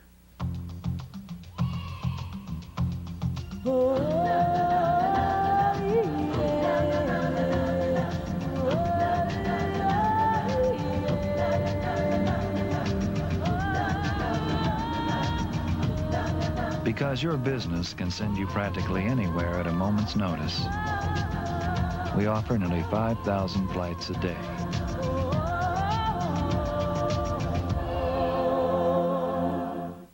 Sports Channel's forecast for Sunday night is cool. Cool Classics. Sports Channel helps you beat the heat with a look back at the greatest moments in Devils and Islander hockey. Relive the most memorable games in their entirety, from the Islander dynasty years to the Devils crash line. Sports Channel takes you back in time. Join Sports Channel's hockey experts for a trip into the past every Sunday night at 7:30 with Cool Classics on Sports Channel. Well, that's certainly true, Howie, and it's not how well the Canucks will do this period. It's will the Islanders let them? Yeah, that's going to determine the outcome of this third period. Well, against any other team in the league, they'd have the score tied by now. Bolderev and Trotty on the face-off to Billy Smith's right.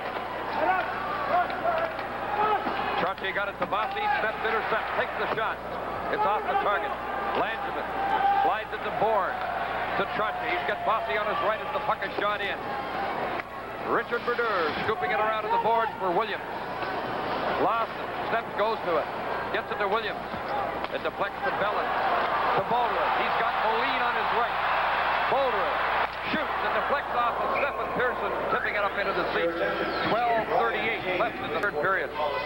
Well, that's the first time this period that there's been a 3-on-2 on the Islander defense. Normally what they're doing is getting the puck in, sending one man in to check, and he gets control of the puck in the corner, and they give it back to the points. Certainly they're not getting caught except on that occasion, and they got caught by, I think, the best forward on the Vancouver Canucks tonight, Ivan Bolderev. Played himself a heck of a hockey game. How about Stan Spiel? Not a bad forward tonight either. Played well, but I think Bolderev has made more things happen, carried the puck, beat more people, created more openings. Right now, Gradine's out there with Smeal and Fraser, and the defense for Vancouver is Campbell and Howard. The Islanders have Potvin on defense with Lane. Put around on the boards for Clark Gillies. Picked up on the boards by Smeal. And out comes Trottier with Brent Sutter taking the pass. Back to Trottier, and they're offside. I'd like to mention an Islander, and you're looking at Clark Gillies, but another bearded member of this team, Ken Morrow, went out fishing with some of the players here in British Columbia waters on Friday and caught an 18-pound salmon. And furthermore, he caught it off a boat owned by a Vancouver Canuck scout, George Wood. And, of course, Morrow and his teammates, there's Morrow, telling him about being the big fisherman. And they were talking about the one that got away, though. Oh, there was 3 or 4 that got away. And they were all bigger. Gradine with the puck. Fraser in on Lane. Fraser shoots. Rebound. Gradine stands on it right in front. Gradine missing a good chance. Well, that's been the difference. I mean, if there is a difference where the Islanders really excel is when the opportunity to put the puck in the net, the Islanders do it. The Canucks, they have problems when that chance is there. And Gradine, not very often that he misses, but just in the wrong position, skated by the puck. And there goes another scoring chance down the drain. Watch Potvin go the wrong way here. He didn't pick up Gradine, and I'm quite surprised Gradine didn't slow down. He's pretty good in front of the net. Had he slowed down, been looking for the rebound, by a good chance he might have put it in, and we'd have a 3-2 hockey game. But listen to this crowd. Halfway through the third period, and they're still thoroughly backing the Vancouver Canucks and having themselves the ball. Great, great hockey fans. 12 minutes, 4 seconds left on the clock. Islanders 3, Canucks 1. Brent Sutter. To Brian Trottier to Clark Gillies. Gillies shoots. Brodeur kicked it away.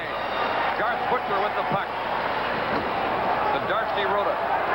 From Prince George, British Columbia. Darcy Rota. Formerly with the Hawks and the Flames. Couldn't get through that Islander defense. Butcher with the puck. Flips it in. Ken Morrow chasing it. Took a hit from Darcy Rota on the inboard. What a check by Rota as the puck is covered up. This is Hockey Night in Canada from the Pacific Coliseum in Vancouver. I'm into tennis. The Sports Authority has everything for tennis. I'm into baseball, too. Everything for baseball, too. And I play a little golf. Golf? We got it. Plus your favorite brand names. See if that feels more natural. Hey, these guys are really into sports, too. And everyday low prices mean you never wait for a sale.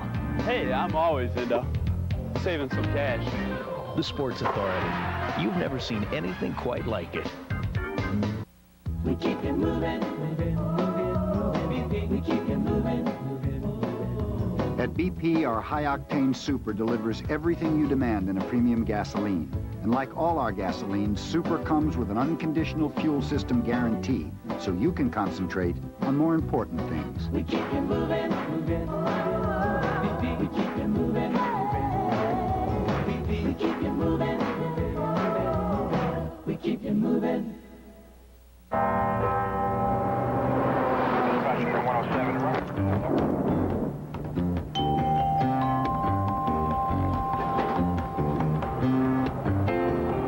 It could happen to you without even realizing it. You could switch your regional calls to a long-distance company and lose your 9X calling plan and rates. It's happened, so make sure you get all the facts. Uh-huh. Did you say switch my regional calls? No, I think I'll stay with 9X. Every year, the guys get younger and younger. There's a rookie who's 19. That even makes me feel old.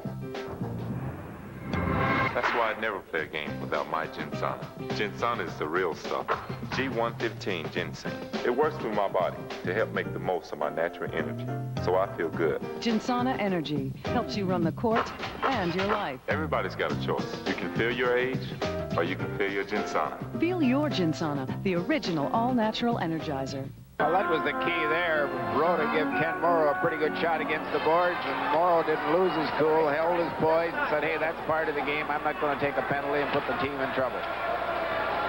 Stephen Pearson's pass tipped away. Rhoda coming in with the puck. His pass blocked by Pearson, who stayed right with him. Butcher on the boards to Nil. Coming in with Halinka. Nil into the slot. Couldn't get the shot. Lindgren shoots. They hit Billy Smith through the traffic. And Billy Smith, I don't think saw that one, but he's stopping the ball. You're totally right there. It hit him through the traffic. He knew the shot was down low, and he went down on his knees, or the butterfly spread, and the puck did hit him. Now, Howie, sometimes you have to be lucky. This is one of those occasions. The deflection with Pearson in front of the net and hit Smith and into the corner. Short chips. That's what the Canucks are doing right now, throwing everything at New York. They've carried the play for the last 3 or 4 minutes, but just can't put one in the net. Well, I just don't think it's possible for those fellas to give up or to quit. And this crowd is just waving the towels now with as much or more enthusiasm as they did at the opening game. Great to see it. Great to be part of it. Williams and Trottier on the faceoff. Lane with the puck. 10:56 left on the clock. Neil Belland with the puck. Now to Snap. Nystrom moves to him. Crawford plays it back to Belland. 2 rookies in the Vancouver lineup. Williams with the puck. In on Putman. The shot. Smith took it in the chest. And Putman really decked Tiger Williams halfway put the shot. I'll tell you, when you go in on that Putman one-on-one and you shoot the puck, you just don't want to watch the goalie make the save, because if you do, you pay the price. Howie, I like the guys that make that pretty pass and then look back to admire it. Then you find yourself up in row 7.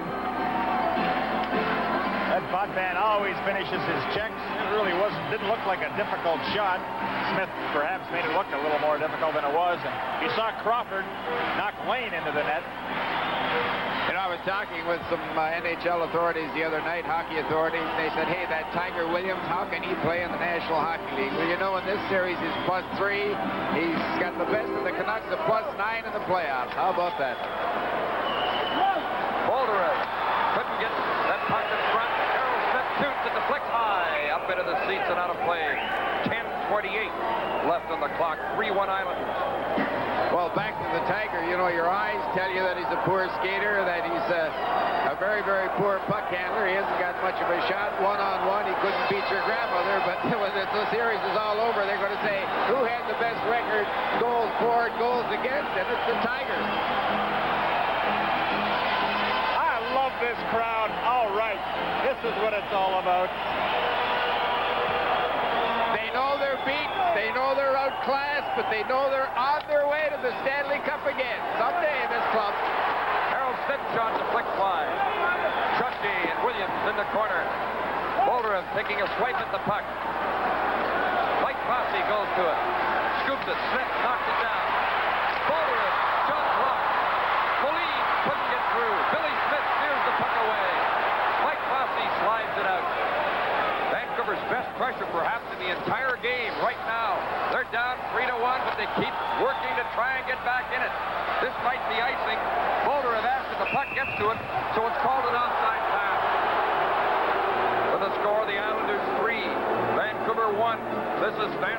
82. The reason you use real hockey players in a hockey movie is that they'll give suggestions that'll enrich the story. You need stronger allegory, like Bergman. I want the referee to be the Grim Reaper. Grim Reaper.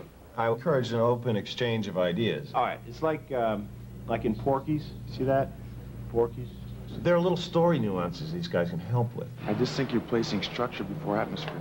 I mean, didn't you learn anything working with Altman? The Independent Film Channel. Call your cable company.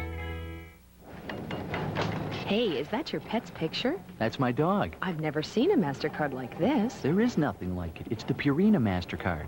How do I get a MasterCard with my pet's picture? Call the toll-free number and apply. That's easy. The Purina MasterCard has no annual fee. Plus, you get great savings on Purina pet foods. To request your Purina MasterCard, just call the toll-free number, and you can have your own picture card MasterCard with your pet's photo on it. Hi. What do you think? She has your eyes. You conquered wild rivers, raced Grand Prix cars, splashed, surfed, dived, and bungee. Now, Action Park This is sick! introduces This is crazy! the Space Shot. Blast off like a human missile 200 feet into the air. 0 to 60 in 2 seconds. Better than a roller coaster. Only at Action Park! Action Park, the world's largest water park. Cool down and blast off on Space Shot. Howie and Fran on The Sisters. The sisters here watching the game, they had a profound impact on my life. I went to a Catholic grammar school, and they said, listen, when you go to high school, can you go to a public high school? If those nuns are in terrific shape, you should see them chase you. Dang, Lance, 2 more stolen bases today? You're really on a tear. Yeah, I think I'm going to need a bigger locker.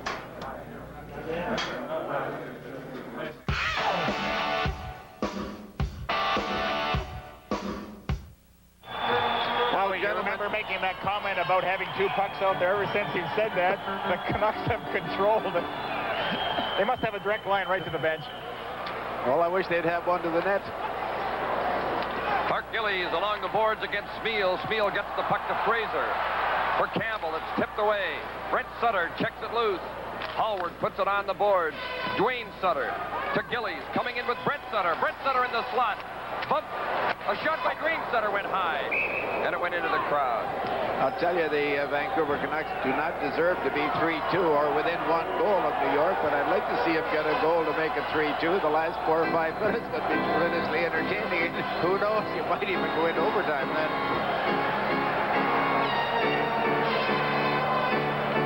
Williams, still an agitator, and every opportunity, still making Bossy pay. But I don't think Bossy minds. He's already got 2 goals in tonight's game. Thomas Gradine into the Islanders zone. Stephen Pearson took him off the puck. This is Clark Gillies. Shot hit Doug Hallward. Loose puck in front. It's loose. Brodeur down, covering it up. And Hallward fixes it up in front of the net. With young Brent Sutter, and they all get into it now.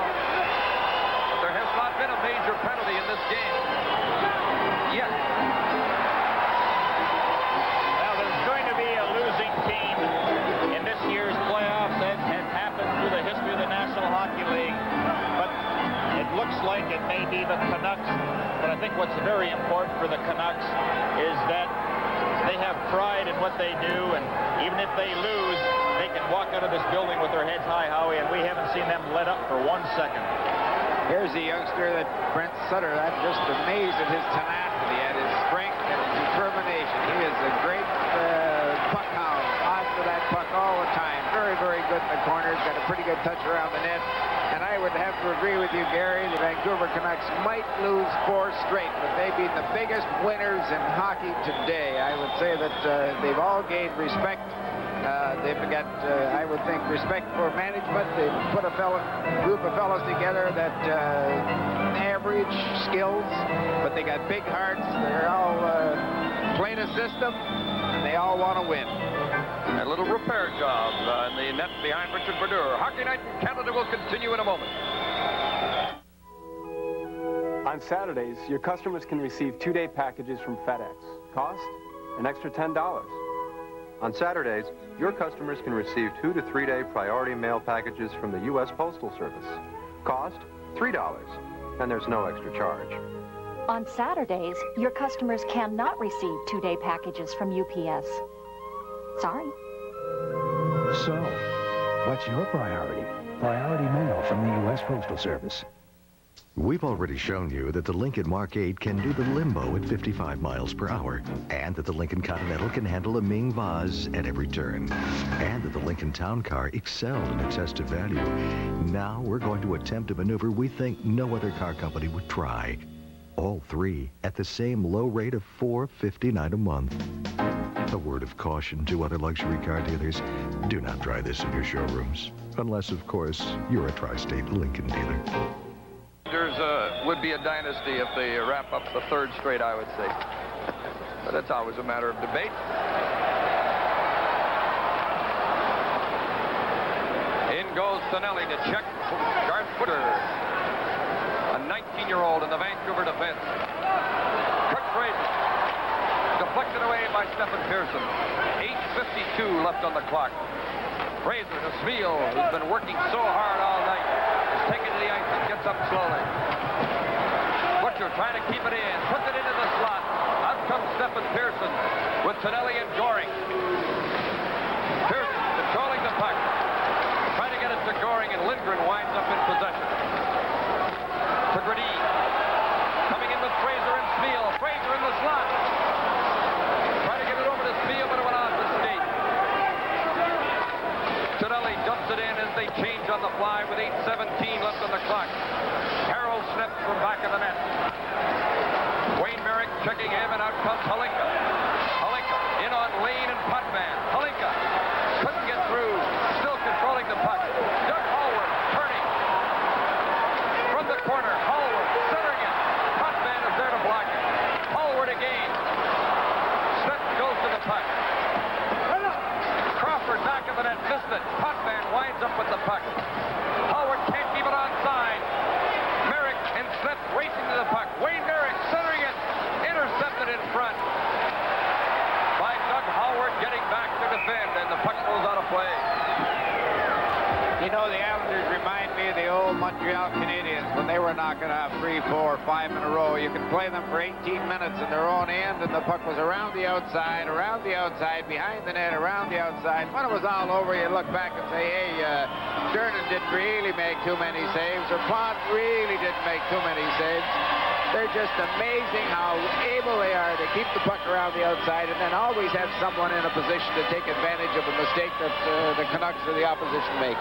And also adjust to whatever style the opposition throws at them, whether it's a skating game or a hitting game. They can play in any type of style that is presented to them. 7:36 left on the clock. Islanders 3, Canucks 1.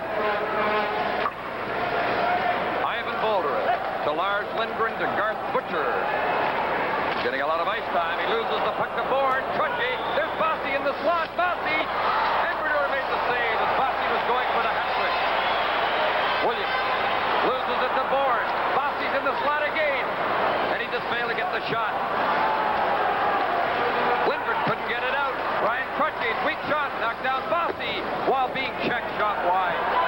Bourne to Trutchy, looking for Bossy in the slot again. How many chances can you have on a shift?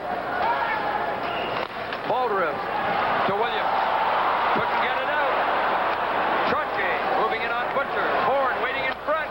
Bernier covers up the puck. Live from the Pacific Coliseum in Vancouver, the Stanley Cup playoffs. Nobody Beats the Whiz puts Panasonic's new 606 palm quarter right in your hand. The first compact VHS palm quarter, complete with a color LCD view screen and EIS. Only available from Nobody Beats the Whiz. It's all within your reach with 1 year of free financing at Nobody Beats the Whiz.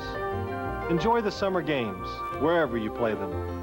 Panasonic brings the Olympics to the world, and Nobody Beats the Whiz brings it home to you.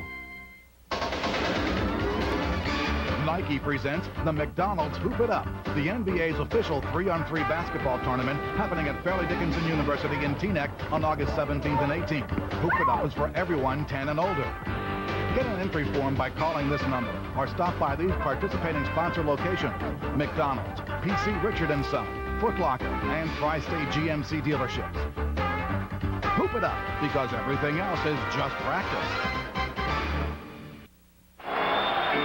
Well, gentlemen, that Bossy is just something else. Jim has said many a time, Bolderev was all over him. He had 2 shots. Lindgren was laying all over him. He had 2 shots. And still he shakes guys free and gets in the hole. Steps from back of the net. As the Vancouver team continues to try. They're showing an awful lot of that. But they're still down 3-1 as in comes Halinka, went off his leg. So the play's offside. 6:32 left, and there's big Ivan Halinka. Quite an adjustment for him from Czechoslovakia to Canada this year. He's played extremely well tonight, Ivan Halinka. I'm not his greatest fan, but he's played well tonight. There's Bossy cutting in for the net, and it's not too often the puck's right on his stick or back at his feet that he doesn't control it and get a pretty good shot at the net. Bossy has scored twice, both second-period power play goals. Butch Goring had opened the scoring for the Islanders. Stan Spiel tied it for Vancouver late in the first period. The first game of the series, 6-5 in overtime. A long overtime game won by the Islanders. Then 6-4 as in comes Dwayne Sutter. Harold Smith checked the puck away. Then, of course, it was 3-0 here in Game 3. 6:10 left in this one, and it's 3-1 Islanders. And the Canucks keep coming on, trying to get something going. But Brent Sutter gets the puck. Brent Sutter moving in. Halinka slowing him up along the board, staying with him, took him out. Dwayne Sutter, and they're battling for the puck. Howard slides it out. Langevin to Pearson, who shoots it in. Richard Brodeur stops it back of the net. Step to Rhoda. To Smeal, too far ahead. Potvin steers it away. In goes Butch Goring. Puck got away from him. Lars Lindgren scoops it out for Stan Spiel. Checked off the puck by Tonelli. Potvin to Goring, who's out there with Tonelli and Nystrom. All excellent check. Neil Bellin trying a rush. Taken to the ice by Potvin. Sandstrom could have been a penalty on Potvin, but the play continues. Goring hustling after the puck. Lindgren beats him to it. The big Swedish defenseman to Stan Spiel, checked right away by Tonelli, forced to dump the puck out. 5 minutes. 5 minutes left on the clock. Islanders 3, Canucks 1. One up Spiel's skate, in comes Tonelli. Moving in on Bellin, who goes after him. Hauls him down. Young Bellin stays with Tonelli. Still with him along the boards. Nystrom digging out the puck. To the point, to Morrow. To the opposite corner. What an effort. A lot of effort by these two clubs right now. Look at them hammer away, work hard, and Tonelli got it to Goring. Bellin stayed with him. Bellin and Lindgren tying up Tonelli and Nystrom. They're weary as they stop the play. This Stanley Cup playoff game is coming to you from Vancouver. You, and you have the right to play sports until the cows come home. You have the right to assemble. You have the right to be equipped. You have the right to free speech. But anything you say can be held against you. That's life. Liberty. And the pursuit of the goal. But you don't have the right to remain thirsty. Not when there's Gatorade. Because every athlete has the right to be quenched. These are your rights. Now get out there and exercise them. Life is a sport. Drink it up. Since 1863, people have been heading to Saratoga Racecourse. This summer, the tradition continues. Is it because of the 350 acres of lush scenery? Is it because of the healing powers of the mineral springs? Is it because of the world-class caliber racing? Or is it because they don't know they can see it at Aqueduct?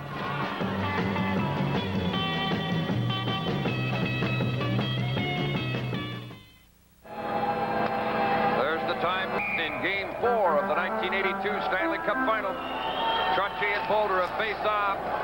McEwen goes to the puck. He's on the fence with Morrow. Trottier, Bourne, and Bossy up front for New York. The Canuck defense, Harold Sneps and Doug Hallward. Sneps checked by Trottier. The puck goes loose. Now Moline takes possession. Bolderev, Williams, and Moline, the Canuck forward line. Williams checked by Bossy, who keeps after the puck. Bourne dumps it in. Sneps goes to the puck. In goes Trottier to check. Trottier falls, checking Sneps. But in goes Bourne to tie up Sneps. Trottier Berthier's also there, and they have to cover up the puck. You know what's really interesting? The Canucks have extended the Islanders to the limit, and have they ever responded here in Vancouver? I mean, what a great road team there. Yep, I have to totally agree with you, and it seems that I've been doing that quite a bit, Gary, but the Vancouver Canucks, look at the crowd, have just provided great entertainment since the middle of March. They've had a winning attitude, they've worked extremely hard, and they've beaten a lot of hockey clubs that really a lot of people didn't think that they could beat. They've really put hockey back on the map here in Vancouver. Langevin shooting it on the end boards for Brent Sutter, coming in front. He backhands it to the crease. Gillies fell going after the puck. Bolderev, the veteran from Sault Ste. Marie, the oldest Vancouver Canuck at 32 years of age, to Tiger Williams. Checked by Mark Gillies, who takes it to the board. Stephen Pearson with the puck with 3.5 minutes left on the clock. Islanders 3, Canucks 1. Moline winds up with the puck now to Lindgren. For Bolderev, it went off his skate. Gillies starts back for New York. Dumping it in as the Islanders go into forecheck. The Sutter boys move into check, and the puck comes to Williams. To Moline. To Bolderev. In on Langevin. Bolderev. Put it in front. Wide of the net. Williams after it on the board. Bumped off the puck. Brent Sutter tripped by Williams, and the play goes on. And both clubs showing signs of fatigue now. When those players go to the ice, they're a little slower getting up. 2:52 left on the clock. Nils couldn't pick it up. Mark Crawford backhands it. Billy Smith kicks it away. Dwayne Sutter slides it out. It'll be icing as Neil Bellin goes after the puck. And the youngster from Sudbury gets to the puck as icing is called on New York. Howie, 2:35 left. And there's the Islander bench. This is young Mark Crawford coming in here. He takes it to his backhand and just lets a weak backhander go. Billy Smith had no trouble with it at all. And I think really the big difference outside of Islanders having considerable more talent has been the goaltending of Billy Smith early in the hockey game and late in the hockey game. In particular, he's made 6 or 7 stops that might have beaten him, and we could have had a 3-2 hockey game. He has stayed at his feet. Nothing has beat him on the short side. Nothing has got between his legs, and nothing has got over his shoulder. Tremendous exhibition by both goaltenders of how to play goal. Vancouver, here's Linka putting it in front, and Smith steered it away. Crawford from the corner. Nil from back of the net. Checked by Goring. Potvin and Nil battling near the corner. Linka can't reach the puck. And it's chipped off the boards to center ice. 2:20 left as you see the time running down. Maybe it's the end of the 1982 season. Vancouver needs 2 goals to come back and tie this one. Keep working for it. Halinka shot. There's Smith again to kick it away. Nice with Lane. And the puck is flipped in the Vancouver zone. Bellin back for it. Well, these fans haven't given up. Trying to rally the Canucks in the late stages. Big Ivan Halinka chased by Butch Goring. Halinka turning with the puck. To Crawford. To Hallward. Went off his skate over the net. Hallward centering it. Vancouver player Stan Smeel, clipped by a stick, is down on the ice. Smeel injured, and has he ever given it his all in his years with the Canucks, his 4 seasons? Now he's looking around to see who did it.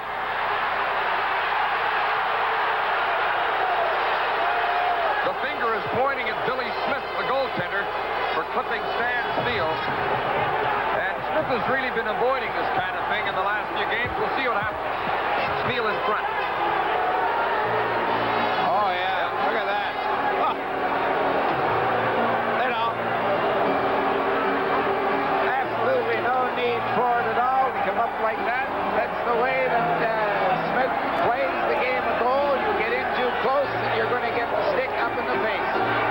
He got him right in the mouth. And Stan Smeel is really livid as the goal stick of Billy Smith caught him in the mouth. And you see the blood in Smeel's face. He's calling for a penalty, but Wally Harris I don't think is going to give one. We'll another look at it here. Smeel's cutting in front. He's not in the crease. Look at that. There's the stick.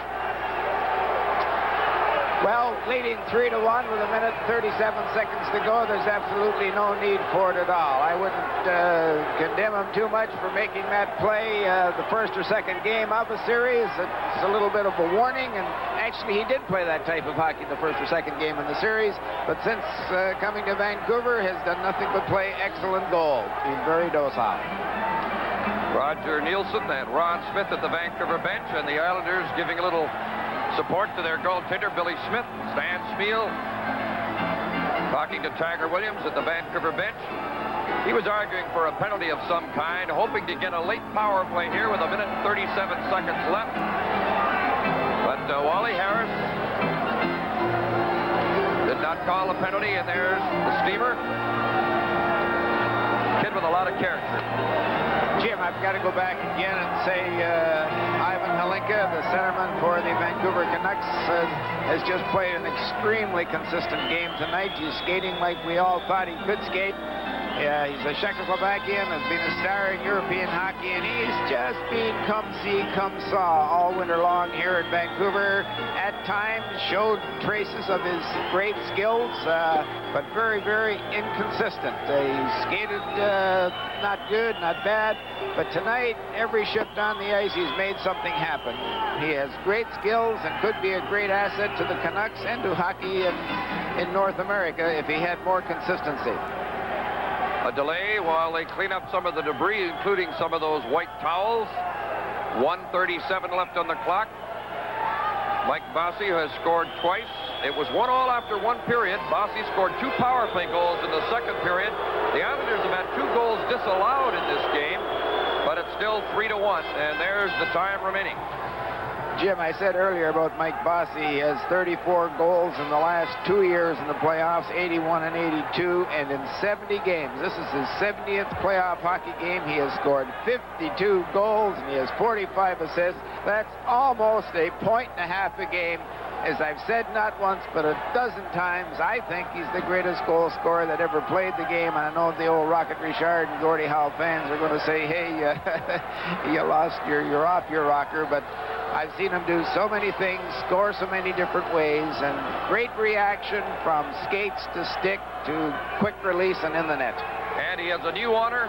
Mike Bossy has been named the winner of the Smythe Trophy as the most valuable player in the playoffs. I wonder what they'll say if this game is not over yet. The Vancouver comes back and scores a couple of goals. But we've been passed along that information as Williams put Bossy in on the board.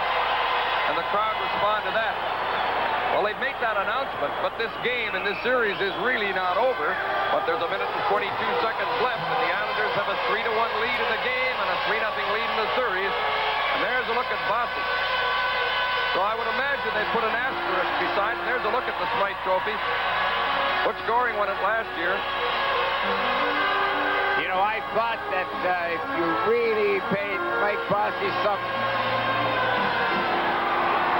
attention, you made it rough for him, and you constantly finish the check, you might be able to reduce his efficiency. But I'll tell you, let some check rub them over the back of the head, and that's goodbye, Mike. From Tiger Williams, we'll see you next October. A high stick by Williams that caught Bossy on the forehead. Williams has been staying out of the penalty box a lot in the series. There's the Stanley Cup as they're shining it up. I don't know what the Vancouver people feel when they see that, because they still have a little hope left in this building with 1 minute and 22 seconds left and a 3-1 Islander lead. And the Canucks keep trying and trying, but aren't getting too many good scoring chances. They've been outshot 28-24 in the game. Have really been in every game in the series. In goes Bob Bourne. Now it's Trottier to Bourne. Couldn't control the pass. 1:12 left. The first game, a long overtime game. The second game was 4-all with 12 minutes to go.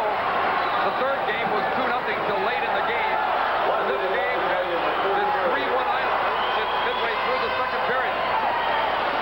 We're in the last minute of regulation time. Vancouver's goal is empty now.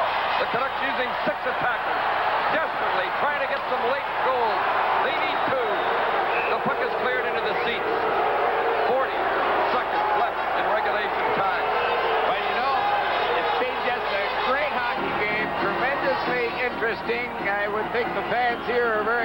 and everything except the final outcome, but if you were to sit down and really examine the referee's performance, I would think you could question a lot of his judgment. You can't question the judgment really because it has been an excellent hockey game, and they make the hockey game as much or more than the hockey players.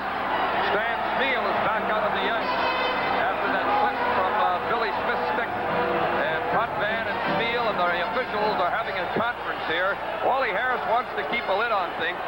Well, the Vancouver Canucks are down and their net is empty. But, you know, they're going to scrap and battle and fight right down to that last second. Oh, they certainly are, and the fans are staying right with them. Jim, you and I have sat here many a game this year, 3-1 down, or even a tie hockey game with 5 minutes to go, and the place would start to empty. Every seat is still occupied. The fans here are still waving the white towels. They're still hollering. Vancouver has called a timeout.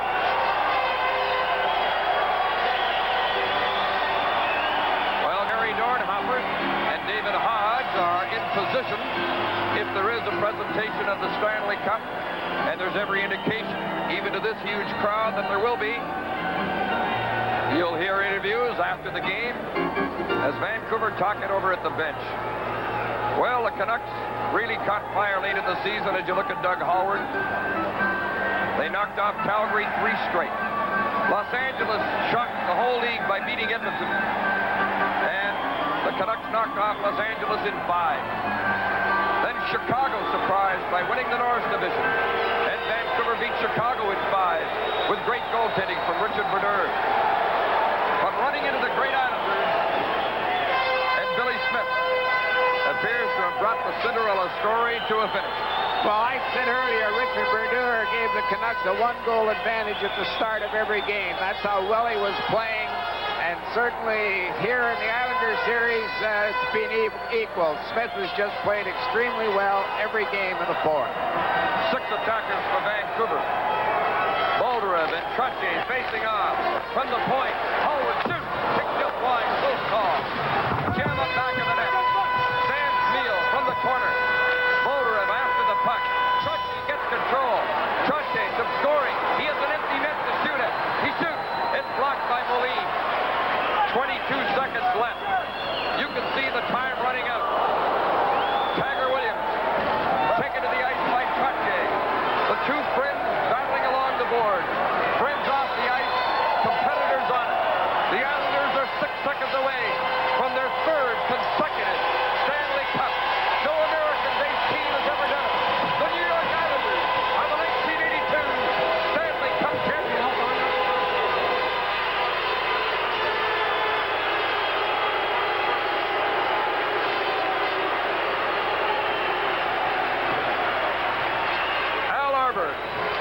The 7th time he'll have sipped champagne from the Stanley Cup. Billy Smith, not popular here, but they love him in Long Island, and why not?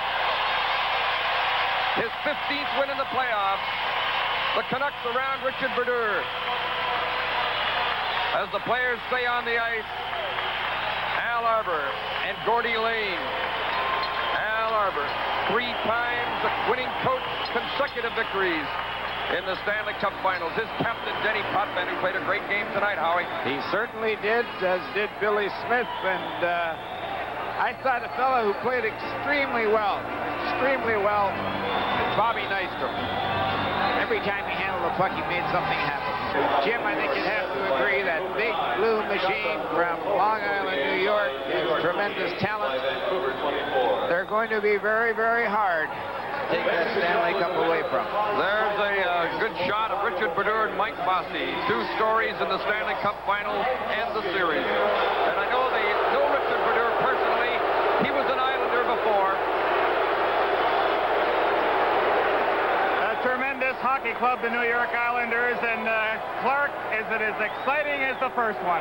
Oh yeah, I think this one's even. Well, it can't be better, but it sure is exciting because, you know, it's 3. It's the first time anybody in the United States ever done that. We're all Canadians, both of us, but it's just a great feeling. We're so happy right now. Clark, you must look back to the Pittsburgh series when you were so close to being eliminated, and I don't know, did that wake you guys up after that?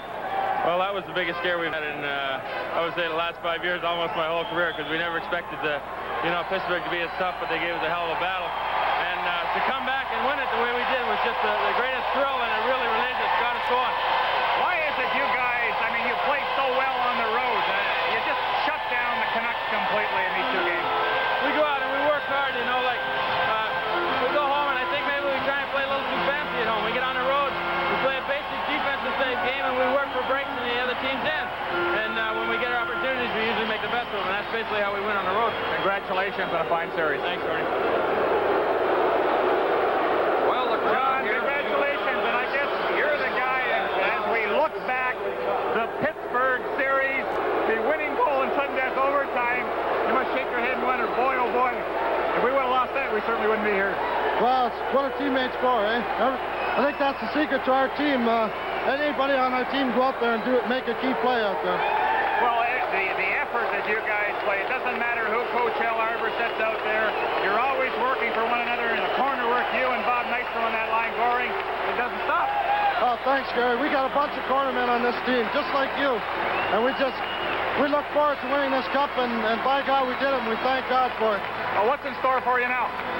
Little holiday? That's for sure. I'm going to relax and enjoy it. Enjoy it. Thank you very much. Thanks, Gary.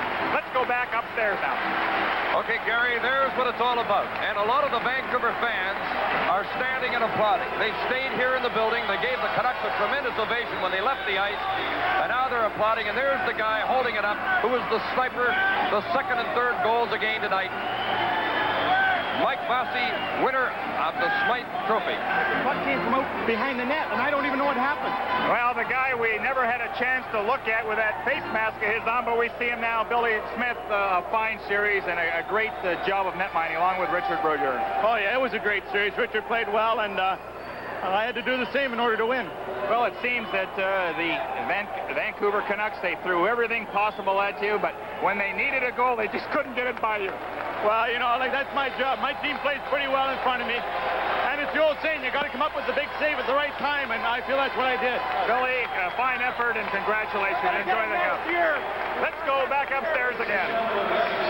Okay, Gary, Denny Potvin with the Stanley Cup. 3 straight times. He'll have his name on it. The Islanders in the playoffs for the 8th consecutive year. Howie, who's ever going to beat this team? They're pretty young yet. Well, it's not the only club in the league that really had a shot at beating them in the same division or in the same section. Montreal Canadiens, if they acquired in National Hockey League goaltending, they had a shot at it, but they went out quick by Quebec. You know, the Islanders, though, Jim, have just a tremendous power play. They were 8 for 20 with Bossy and Trottier showing the way. Billy Smith played very sound goals, spectacular at times. Here in Vancouver, he allowed 1 goal in 2 games.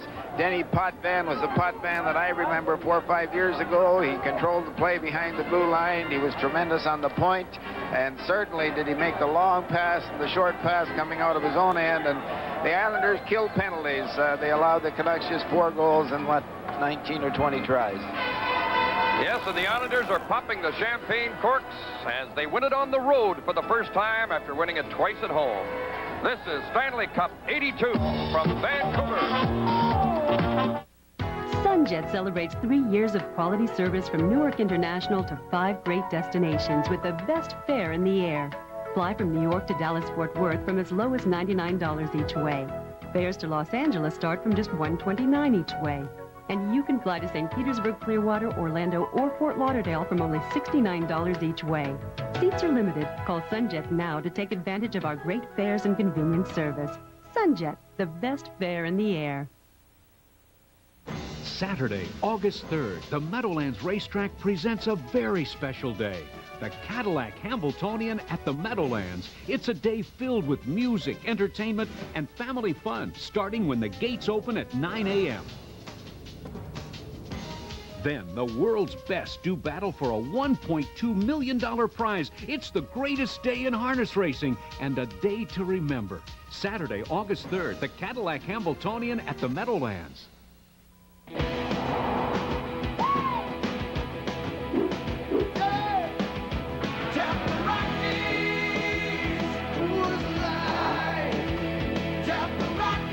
Coors Light, the silver bullet. It's shipped cold to tap the clean taste of the Rockies. Good boy. Look for the new Coors Light wide mouth can with a giant opening for a smoother pour. Sports Channel's forecast this summer is hot, so put on SPF 96. From jet skiing and volleyball to diving and surfing, Sundays are hotter than ever. Hang 10 on a 20-foot wave. Take the plunge to the bottom of the sea. The surf is up all day Sunday on Sports Channel. So put on SPF 96 this summer, every Sunday starting at 9:30 a.m. only on Sports Channel.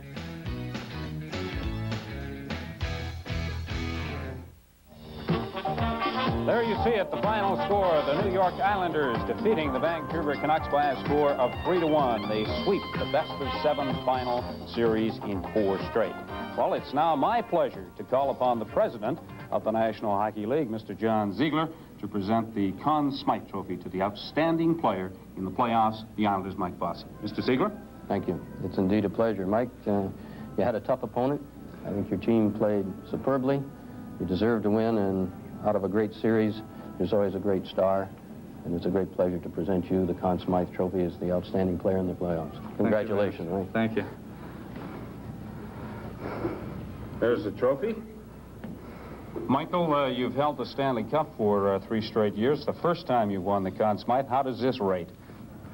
Well, I sure am glad I won it last year. I thought I had a chance, and the team won, and I was a little disappointed that I didn't get to win it, but I'm very glad that we won the Stanley Cup. That's our first concern and main concern, and I'm sure glad this came along with it. Okay, thank you very much, Mike Bossy. Thank you very much, Mr. John Ziegler, the president of the National Hockey League. Right now, let's go to the Islanders' dressing room, where Dave Hodge is standing by with Brian Trottier. Who is, of course, a former Conn Smythe Trophy winner himself and this year's point-scoring leader in the playoffs. I don't know if you planned it this way, but when the Islanders won the first cup, you scored 29 points in the playoffs. Last year, you scored 29 points, and this year, you scored 29 points. Now, you figure that out for me, will you? I really can, Dave. I'm just happy to contribute. The guys were working hard. They're bearing down in scoring opportunities to put me right back up there again this year, and I can't be more appreciative than seeing that silver thing back in this dressing room. After 3 in a row, people out there are going to wonder if this is subdued compared to the first time or the second time. I guess the noise says it, but why don't you use some words, too? Well, it's always different. You know, I can understand how Montreal felt all those years they were winning it. You know, I just hope people don't get sick and tired of seeing us win it like they told me they were sick and tired of Montreal winning it. We're just so proud of everybody in this dressing room, and you can't express just how happy you really feel, Dave. One of the differences you talk about is that this one has been won on the road. Now, you have a long flight home that I don't imagine is going to concern you at all. Tomorrow, what do you think the reaction is going to be back in Long Island? I hope they come out to meet us because, you know, they were very supportive of us throughout the year, and, you know, they paid a good dollar to come and see us, and we just hope that we're going to see a nice, warm welcome when we get back there because we appreciate you guys back in New York, and I just want to say hello to Mom and Dad back in Belle Marie and all the family. I love you all. Well, we may be in the shower for a minute. We're going to bring a couple of Sutter brothers up here, 2 of 4 in the NHL, and there might be a couple more next year. There are very few of these Islanders who have not experienced this, and this is one of them, Brent Sutter. Now, you saw Dwayne the last couple of years do it, and you imagine what it'd be like. Tell me what it's like. It's hard to explain, Dave. It's an unbelievable feeling, and I'm just so happy for all these guys because, you know, they've worked so hard for it, and, you know, they're a bunch of winners, and this is the best. That's all there is to it. Come on, man! Brent is 19 years old, and now we hear what it's like for the veteran who's at 22 years old winning his 3rd cup in his 3rd NHL season. Blasé or what? Well, it's nice all the time. Every time it gets better. We're just glad to be a part of it. You want to say hello to the ranch back in Viking and the 2 older brothers who haven't yet experienced this and the 2 younger ones who would like to? Well, yes, I would. I'd like to say hi to everybody back home and that, and I'm sure Brian and Darryl will get their chance someday because, you know, I feel they've worked very hard for where they've gotten today, and they'll do it someday too, and I'm very proud of them because they're both such an inspiration. Well, the Sutter name was on the cup twice prior to this season, and now we double that and put it on 4 times, and who knows, the Stanley Cup might become the Sutter Cup. Thanks, brothers. This month, your Toyota dealer is having a huge summer clearance. It's Nothing draws crowds like Toyota's summer clearance. Save on Camry, car and driver's top choice, and a best overall value in its class. Now with a low $229 a month lease payment with automatic air, power package, deluxe AM/FM cassette, and more. The place to be is your Toyota dealer's summer clearance. Must have been something I said. Shop around. Get the lowest prices you can find on cameras and electronics, but don't buy anything till you go to Willoughby's, because Willoughby's will beat any price you can find. Willoughby's guarantees you the absolute lowest prices on cameras, camcorders, telephones, cellular phones, TVs, and VCRs. All the best brands: Sony, Panasonic, Canon, Nikon, Minolta, Motorola. Shop around, get the lowest price you can find in New York City, and Willoughby's will beat them. Willoughby's, 2 convenient locations. Willoughby's, where the focus is always on you. With me in the New York Islander dressing room is the biggest boss of the Islanders. You hear Bill Torrey and Al Arbour referred that way, but this is Mr. John O. Pickett, who is the owner of the New York Islanders, and as some coaches of this team and some players had problems in the past, so did you, and I guess this makes it worth it 3 times over, huh? Well, it certainly does. The 3rd time is just as sweet as the 1st time. We're so proud of the entire organization. You mentioned Bill Torrey and Al Arbour, but he's a great group of guys in the world, and you know, they've put more effort forward in this series where they were expected to win, but there's more pressure on them when that happens, and you just can't say enough for them. Vancouver, they should be very proud. Although they lost, we've had a tremendous reception here in the city. It's a great city, and they've got a great franchise, and I want to congratulate them for a fine year up to this point on the thing. You are known for the fact, and praised for the fact, too, that this isn't something you do a lot, get in the public eye, and as such, nobody's going to accuse you of meddling in this organization.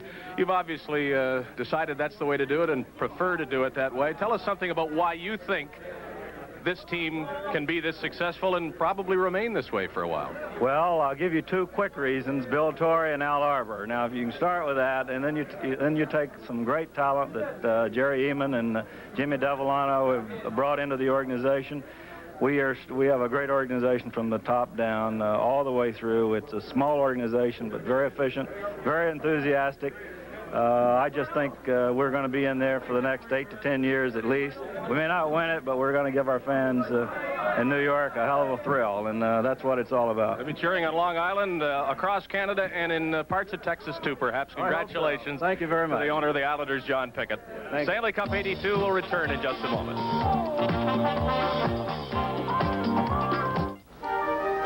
We both talked about it for years. Opening your own business, moving someplace where you can actually watch your kids grow up. But I'm still here, and she's there. I thought I was doing pretty well.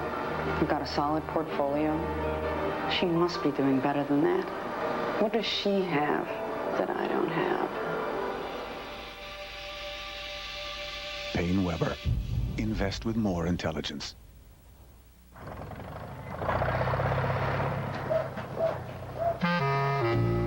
I love to go down Christmas time. I love to go see the Rockettes. Most people don't know the difference between a long-distance call and a regional call. But a regional call is part of your NYNEX service. And if you switch to a long-distance company, you'll lose your NYNEX rates. So if you're asked to change, think about it. Uh-huh. Did you say switch my regional calls? No, I'll stay with NYNEX. Before GMC introduced the new U.S. Olympic Gold Edition Jimmy, it had to excel in several events, like the freestyle, the floor exercise, cycling, and yes, even yachting. Judge one for yourself, the new U.S. Olympic Gold Edition Jimmy. See your Tri-State GMC dealer today. Hey, kid, could you fax these for me? Thanks a lot. Can you file these for me? 200 copies of these before you leave. Too busy to watch the game? Sports Channel Light is a 30-minute condensed version of the day's best game every night at 11. Thanks, kid. You're really going places. Sports Channel Light. How to make the game when you can't make the game. Last year's Conn Smythe Trophy recipient is this year's winning assistant coach. Does that make it a little different? You want to take all the credit for the strategy and everything? No, I don't think I can take that much credit for that. It's just as big a thrill. I'm happy for Mike Bossy because I know what a thrill it was for me, and certainly he had a tremendous playoff series. And, you know, winning it again for the 3rd time, it's another great thrill. There has to be an oldest player on every team, and you're it. Now is obviously not the time to want to give this up because it's so much fun, but along the way. You had a bit of a struggle this year. I think we can admit that. Are there thoughts about how much longer you might want to try to win this thing? Heck, you know, when you're riding a big wave, there's no sense getting off the wave now. There's no question about that. But no, I haven't given it too much thought. Like you said, I struggle a little bit, but when you got as many good players on this hockey team as we do, you're allowed a little struggle here and there. And I don't foresee any changes in the near future as far as I'm concerned. If the boys are willing to carry me to the finals, I'm willing to ride along. How about coaching them to another one in this role, whether on skates or not? Did you enjoy it? Absolutely. It's always a thrill, you know. People say the first one's better, second one's better. Heck, at the end of the season, you're looking for the end, and this is a tremendous way to climax it all. Congratulations to Butch Goring, who scored the first goal of tonight's clinching win. And we'll now bring your boss up here, the head coach of the Islanders, Al Arbour. If you could take Butch's place here. If this keeps on, the fingers are going to run out, and you're going to need toes for the Stanley Cup rings. This is 7 of them, and a lot of memories packed into them, and some immediate ones about this team. Well, this team is a great club. You know, we struggled at the end of the season, the last week or 2 weeks of the season, and we struggled at the beginning, but we put it back together, and we did what we had to do. We made a lot of adjustments from teams to teams that we played, but it just proved the character of our team. It's a great hockey club, and the greatest character I've ever seen on a group of players. Is the thought of the word and the team Pittsburgh rolling around in your head now to realize how close you came to not being here? I'll tell you, I'd like to kiss the fellow that put that rule in. You're watching ICENET, independently covering New York Islanders hockey past and present, bringing you the tradition and nostalgia you know and love with a modern feel. This is where Islanders tradition and pride are always our number one.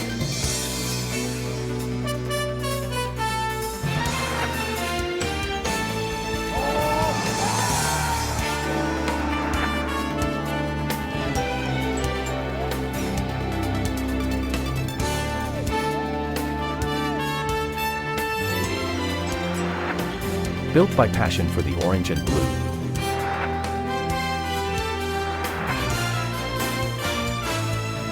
Isles coverage. Taking a step into the future by reaching into the past.